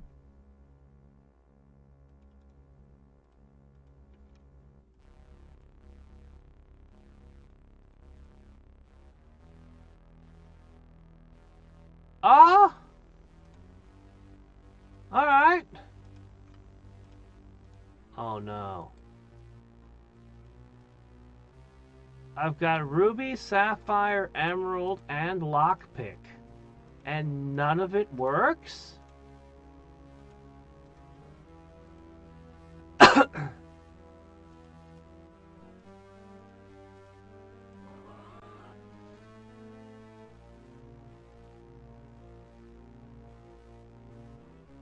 We have a problem, guys. I have 3 keys, and none of them work.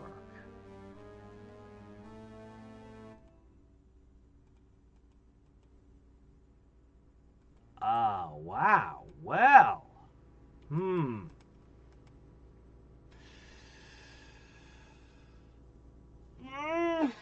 Jeez.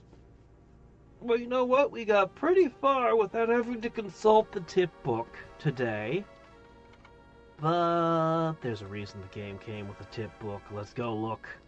Alright, Ravenloft. No, we're done with we're done with the castle for now. No. Ah, here we are. This looks like the place. It's so twisty. This has to be the place, right? Yes. Okay, this is a map of the place. Yep, there's totally some space down here. Okay, I see. Yeah, hidden passages here and...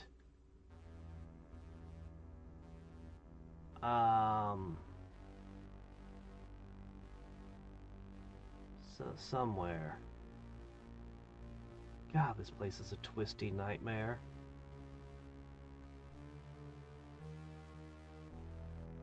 Here. Here and here. Alright. I'm not gonna look further. We're just gonna see if that'll get this. Alright. Fine. Now I have to figure out how to get there.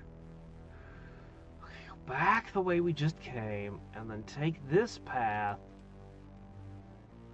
Okay. Alright. So we know where there's at least 2 more rooms. Let's hope we find something in one of those 2 rooms.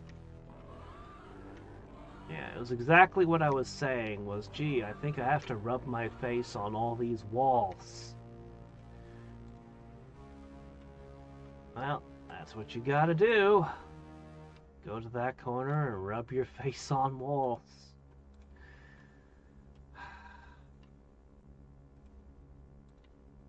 Could you imagine actually being an adventurer and having to be in this nasty, terrible place and do this? How the hell did the ravens get me down here anyway?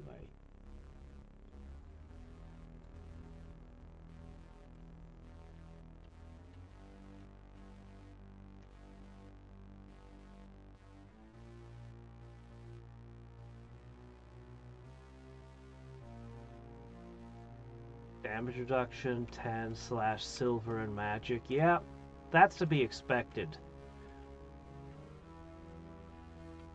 That's to be expected.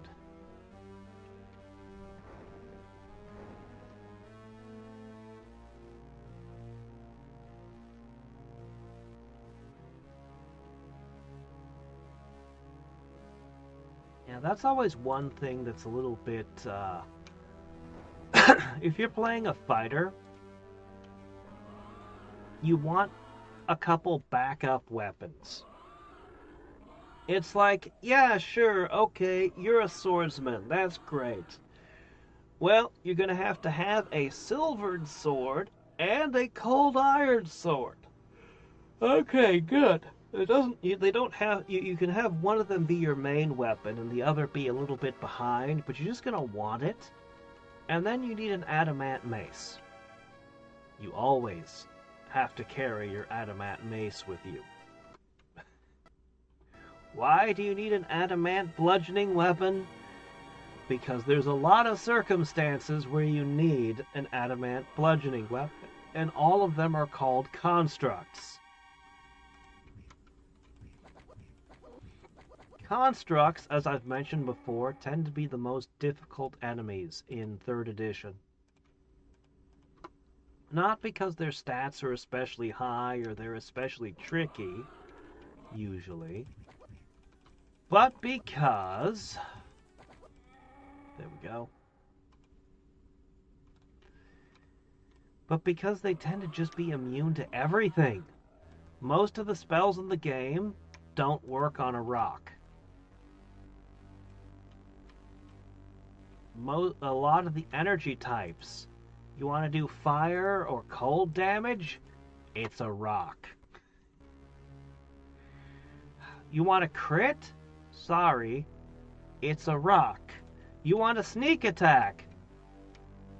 Nope, still a rock. So, like, it is such a problem if your party doesn't have an answer to constructs. Like, they can be an absolute nightmare. So yeah, if you're a fighting type, you just, as soon as you scrape together a little bit of money, you grab yourself an adamant bludgeoning weapon.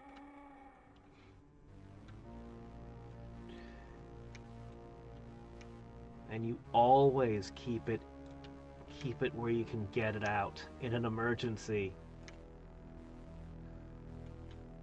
Also, adamant tools are absolutely brilliant. An adamant saw can cut through basically anything in the game. Oh no! A portcullis has dropped behind us! That's fine. Let me pull out my adamant hacksaw. Okay, portcullis is back open. I've cut all the bars.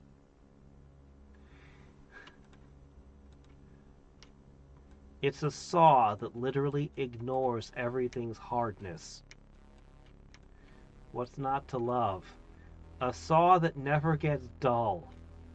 It's always razor sharp. Oh, we have a whole bunch of stuff here. Alright, we're gonna have to test this stuff and see what it is. I think an important stick just flew away from me. Please don't throw things like that. Alright. Any of this any good? An adamant plate helmet. Adamant plate mail. Oh. Tell me more. Have we found some ultimate armor?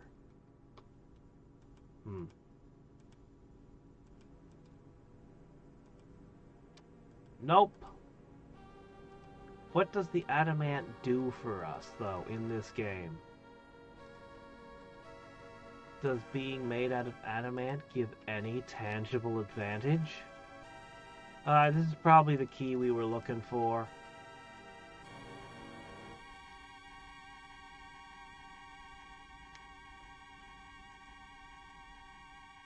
Pretty sure I don't need this key anymore.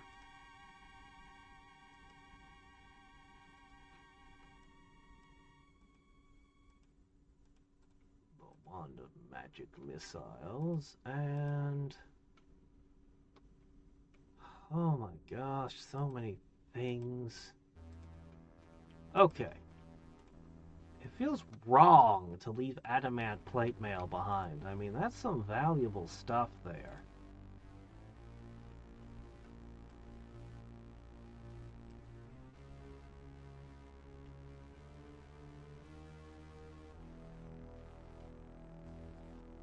That is correct. And each of them have a very specific spell that messes them up or slows them as well. Golems are the classic construct.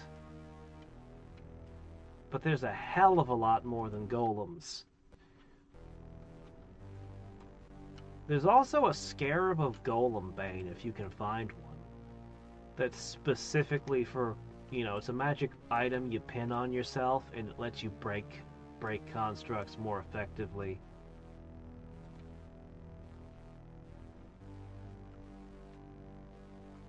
But yeah, golems are basically just a subtype of construct. There's a lot more constructs out there. And they can get pretty diabolical as well. Literally, the devils like to make constructs.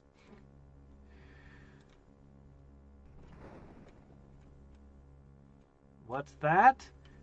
We're being attacked by a paladin?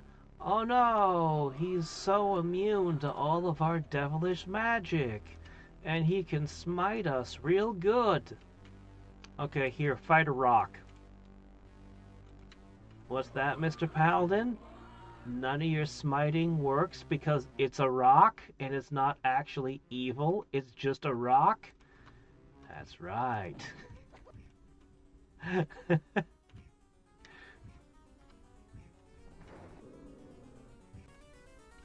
I'm not kidding when I say constructs tend to be the worst encounters in 3rd edition. And I heard 4th or 5th edition, I think it was 5th edition, I heard they were just like, yeah, you can just sneak attack them now, you can crit them now, like it's like, what, all the things that made constructs, yeah, we just took all that away. They're just like fighting anything else now.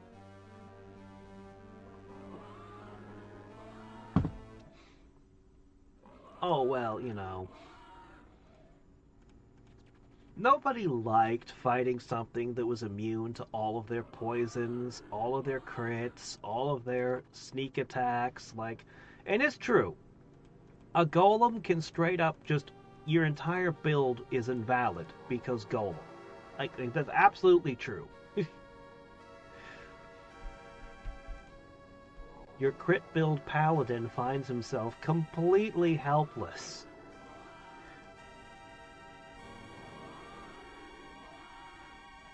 But, I mean, that's what made them golems.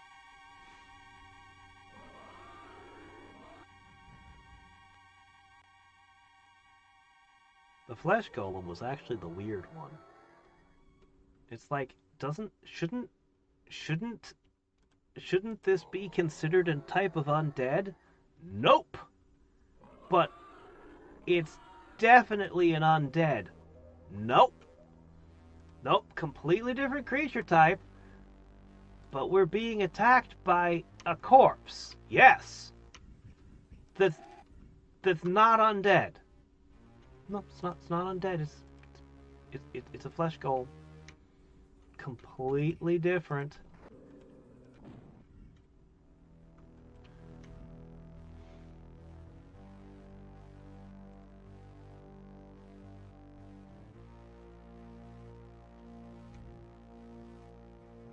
First time your players encounter one of those, it definitely throws them for a loop.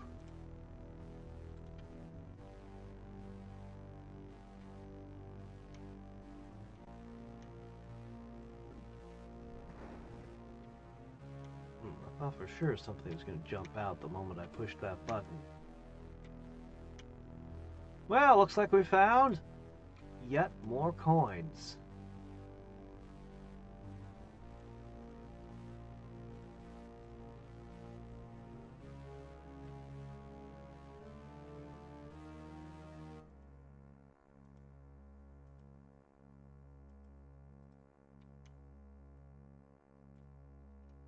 No, that's exactly what it is. It's a flesh golem is basically Frankenstein's monster.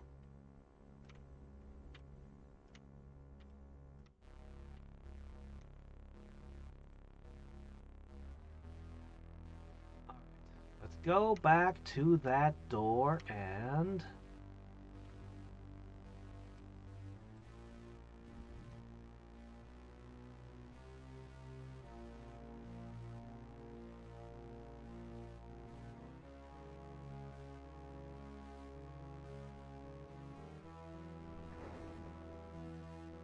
It's alive! It's alive! Yes. Well.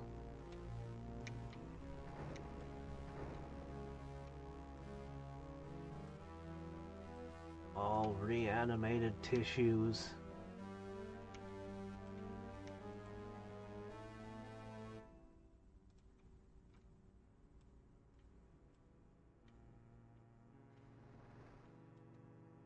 Still, try throwing a flesh golem at players who've never seen one before.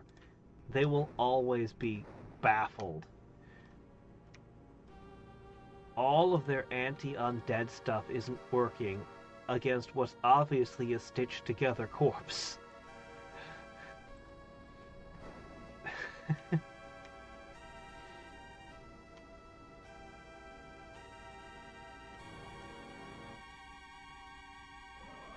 Honestly,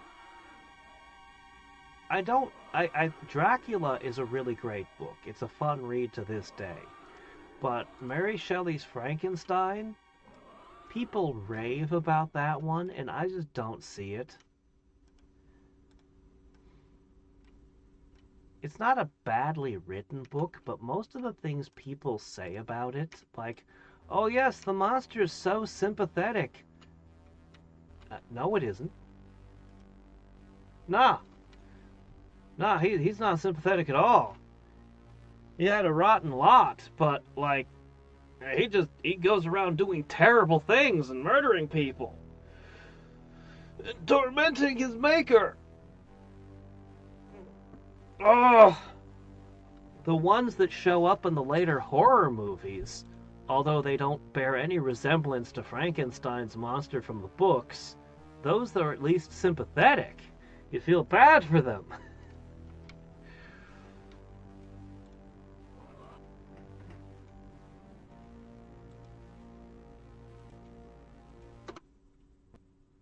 Hey, Chen, how's it going?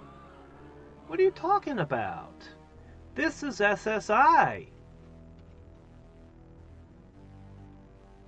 Oh, geez, energy drain sucks. Yeah, energy drain is awful. Vampires always tend to hit you with the level drain. This is one of the last games by SSI. Back in the 80s, this was the company that had made all the RPGs and all the strategy games. Like, they were the rulers of the genres for like a decade. Yeah, they had competition, of course, but they were the big ones back when the hobby was still niche. They eventually shuttered their doors in the early 90s, and then the license for D&D went to BioWare, who'd make Baldur's Gate. But before Baldur's Gate, almost everything D&D was made by this company, right here. Very nearly everything. For forever. And this particular game is based on what might be the most popular D&D module ever. The most popular published adventure. Ravenloft with Strahd. Hope I can delete that. Doot. And although this game is pretty rough in some ways, it's got features that I really wish modern games had. Like, I really wish in something like Breath of the Wild or Genshin, I could just write on the map like this. Why the heck does nobody else let me scribble on the map? Or print the map, for that matter.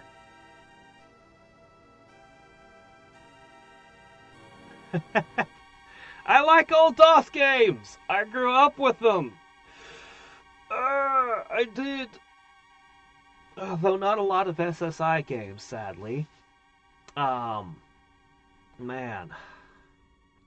But that was my channel slogan, remember?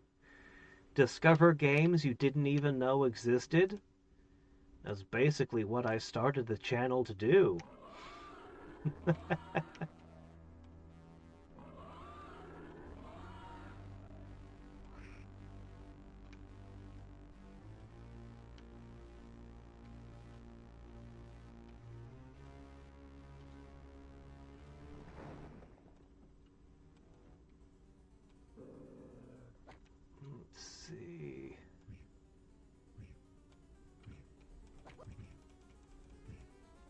Eye of the Beholder? Well, I might play it one of these days.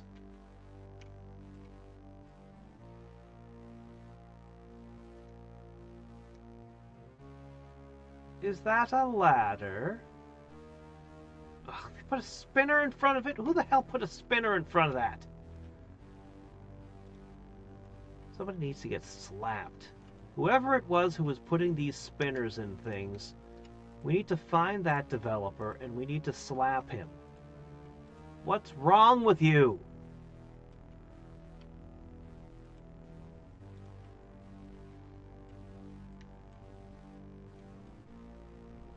Oh boy, it's a long haul. Get him, get him. Let's see, yeah, there's a bit more. I bet we'll find a few more coins.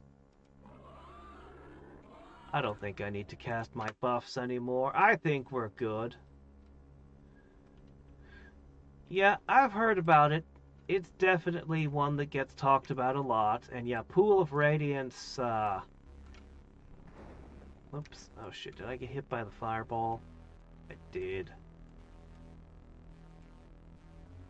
Our butts are getting blasted with fire.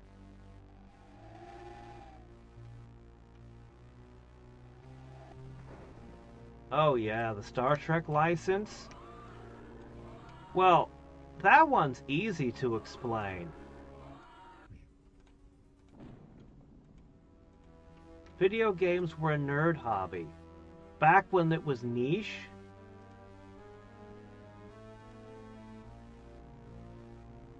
Some of the earliest games ever made were Star Trek adaptations.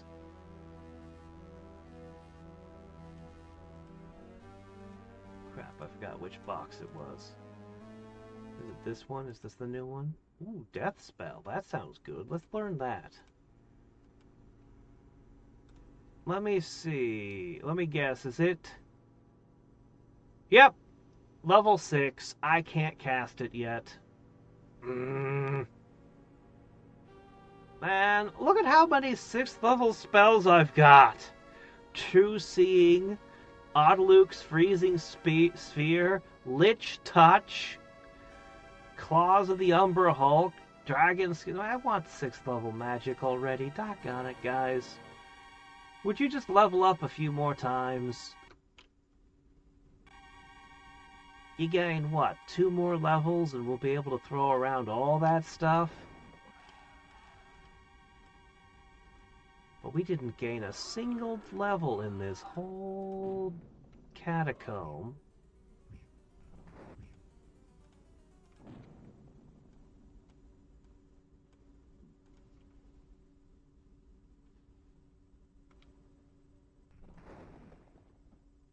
I don't have a strong opinion on Strahd stealing your spells.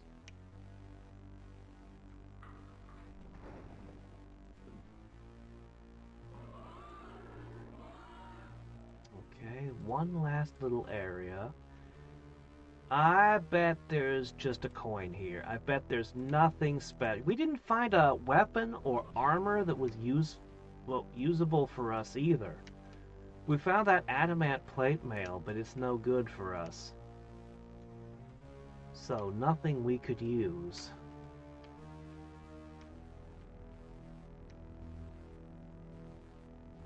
I guess that's partially my fault for being a party almost entirely made out of wizards. What's that?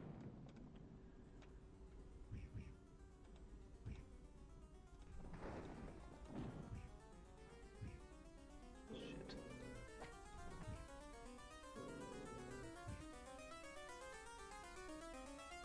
Okay, it's fine. We did not get level drained. Thank goodness. No level drain.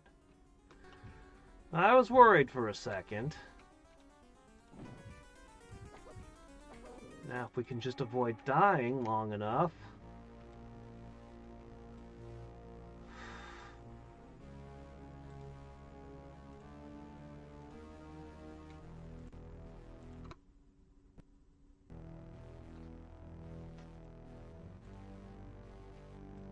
Ah, well. I will describe it in just a sec. Let me just finish looting this last area.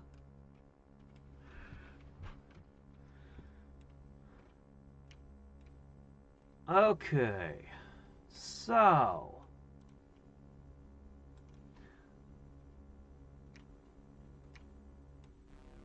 Unless you're into this kind of dungeon crawler, I'm not gonna recommend this game.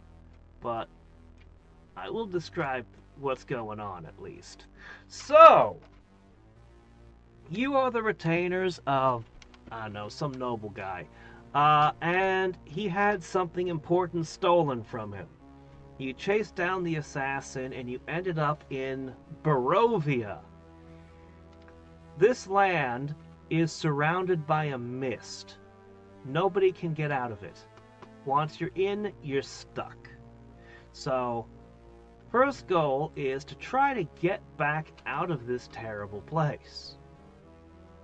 How did this end up empty?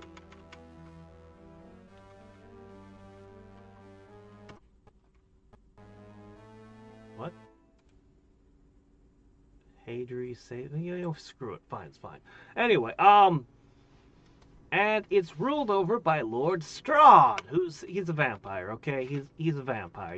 You're gonna go into the game knowing he's a vampire. But he's unusually hard to kill, even by vampire standards.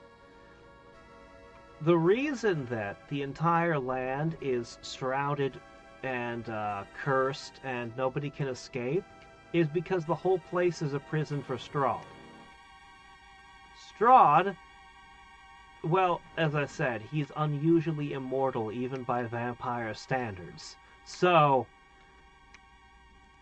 yeah, he's just been trapped in this hell here, where he can be the ruler. And as you might imagine, he's a very terrible ruler indeed. No fun for the people who live here. And this game goes way out of its way to make it very clear. Hold on a second. Is there something here? What did you see? Oh. I see it. Okay. Oh, I found another... Okay, let's go that way.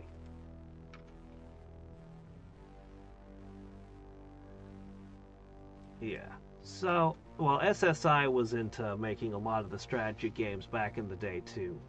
The company's literally called Strategic Simulations Interactive? I'm not sure what the I is. Anyway, so yeah, you're in Berovia. You're trying to find a way out. You're trying to get the item back from your lord, and you're going through all kinds of dungeons and discovering all the dark, terrible secrets. Because Strahd wasn't always a vampire. He made a pact with something.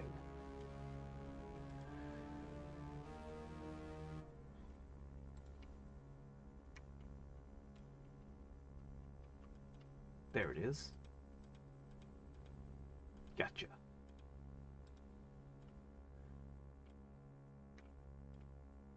Yeah.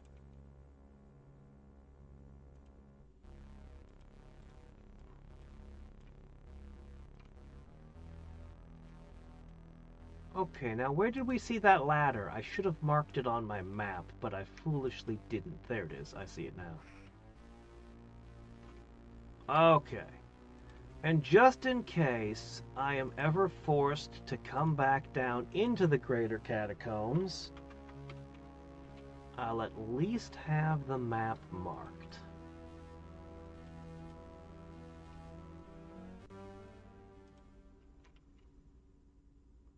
I am certain we can return to these caverns when we wish, but perhaps we should not leave so hastily. There were coins below, and by chance we may yet find a sufficient number to purchase Vistani's miraculous potion.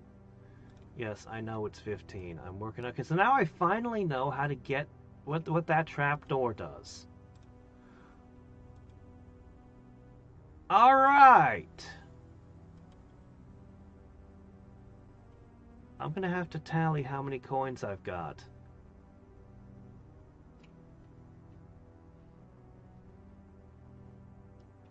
Oh, man. I cannot believe how bad the new Pokemon game looks. It is an embarrassment.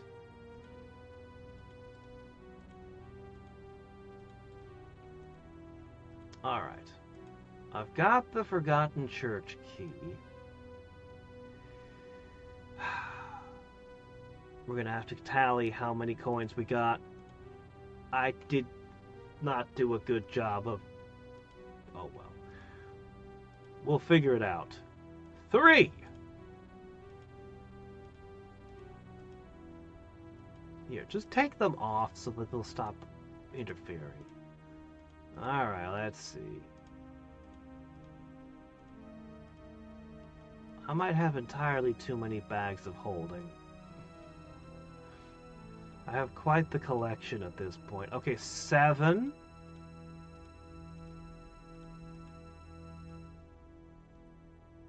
8, 9. 10.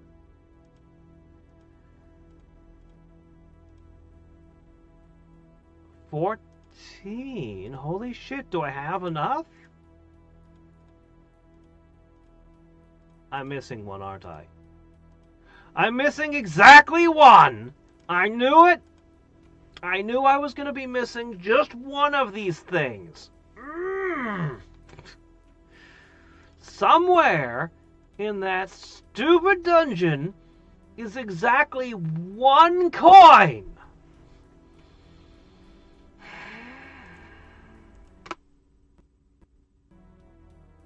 Because of course there is.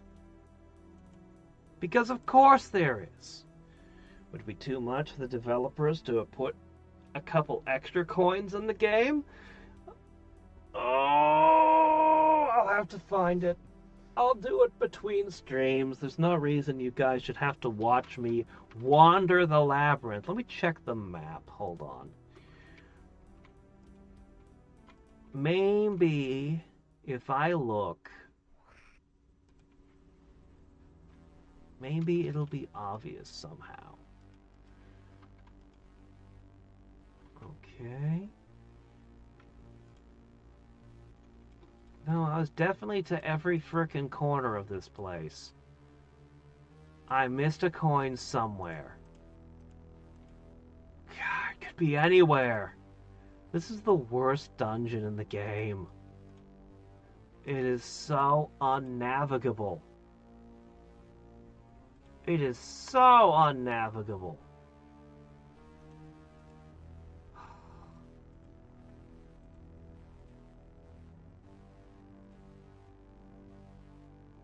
Man. Yeah. So. Shit, man. I'm gonna have to spend a while running around looking.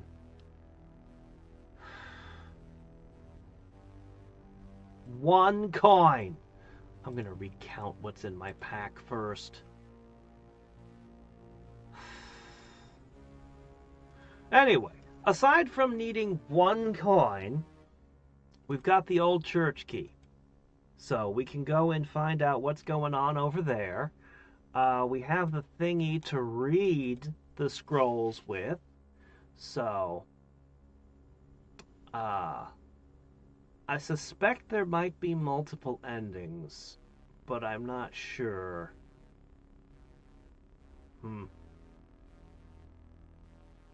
Did I come across any of the in-game dialogue? Yeah, one of them was talking about dialogue and that it was garbage, but honestly, did Pokemon ever have good dialogue? I mean, seriously. You walk up to a trainer in Gen 1 and he goes, "I like shorts. Shorts are comfy and easy to wear." That's the level of dialogue that Pokemon has. Yeah, I'm not... But the degradation, the way the games have degraded in other areas is so much more apparent and so much more... Like, Gen 1, here's an entire region. There are how many cities? even if they're really small. Paltown, Pewter City, Vermilion City, Cerulean City, Saffron City, Celadon, Fuchsia. You can count the islands to the south. At least 8, no wait, Lavender Town. 9 towns? And you're going off into the wilds to catch Pokemon. They're going to put an entire game just in one city. Okay, that's a decision, but you're going to really lock in and make the city really cool, right? And add in a lot of urban. Yeah, you can't go into any of the houses. I could go into houses in Gen 1. Yeah, you can't go into the shops. What do you mean I can't go into the Pokemarts? I mean, they made a game where you just can't go into the shops. Why? All the doors, they're just painted on. All the balconies, they're just painted on. All the windows, paint.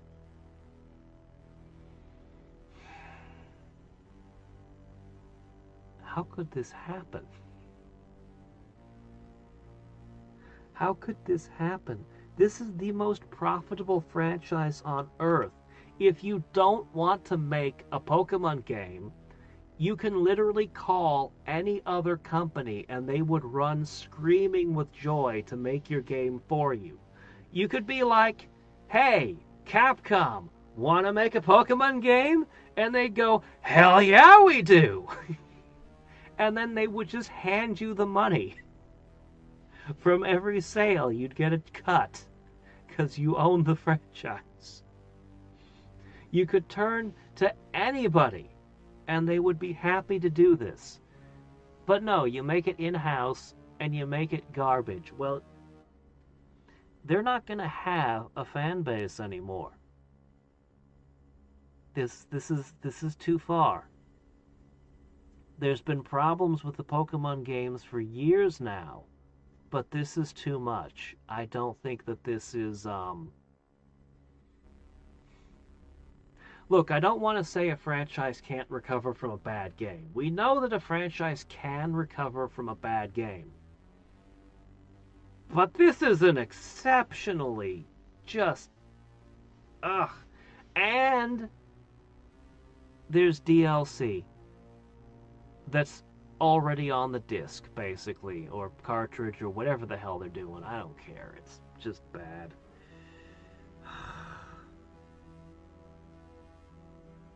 Nintendo didn't do DLC. Like, it was rare that Nintendo would do a DLC, and generally their DLC were, you know, when they did do it, it was stuff fans really liked. Most notably the, Dynasty Warriors Zelda game. People seem to really like that one. Yeah.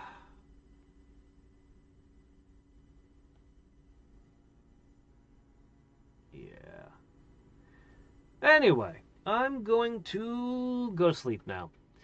I will sort out this coin nightmare. Man,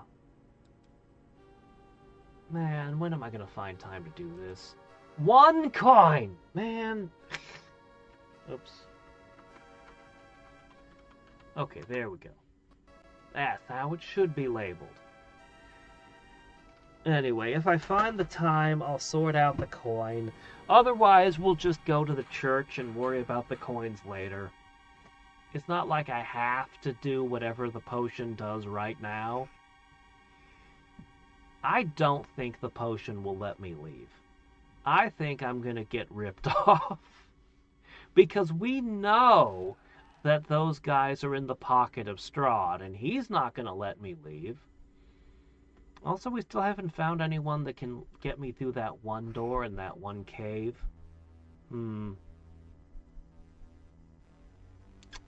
I feel like I'm near the end of the game, but I can't tell. I'm not sure. Anyway. Yeah, there's been some weird reports of really weird shit at Game Freak. Pokemon. I think they found some weird fetish stuff on the Game Freak's computers. Like somehow got leaked. I forget. I forget the story. Uh, but whatever. I'll take a look at it. And until next time and every time, this is Hadriex signing off. Bye.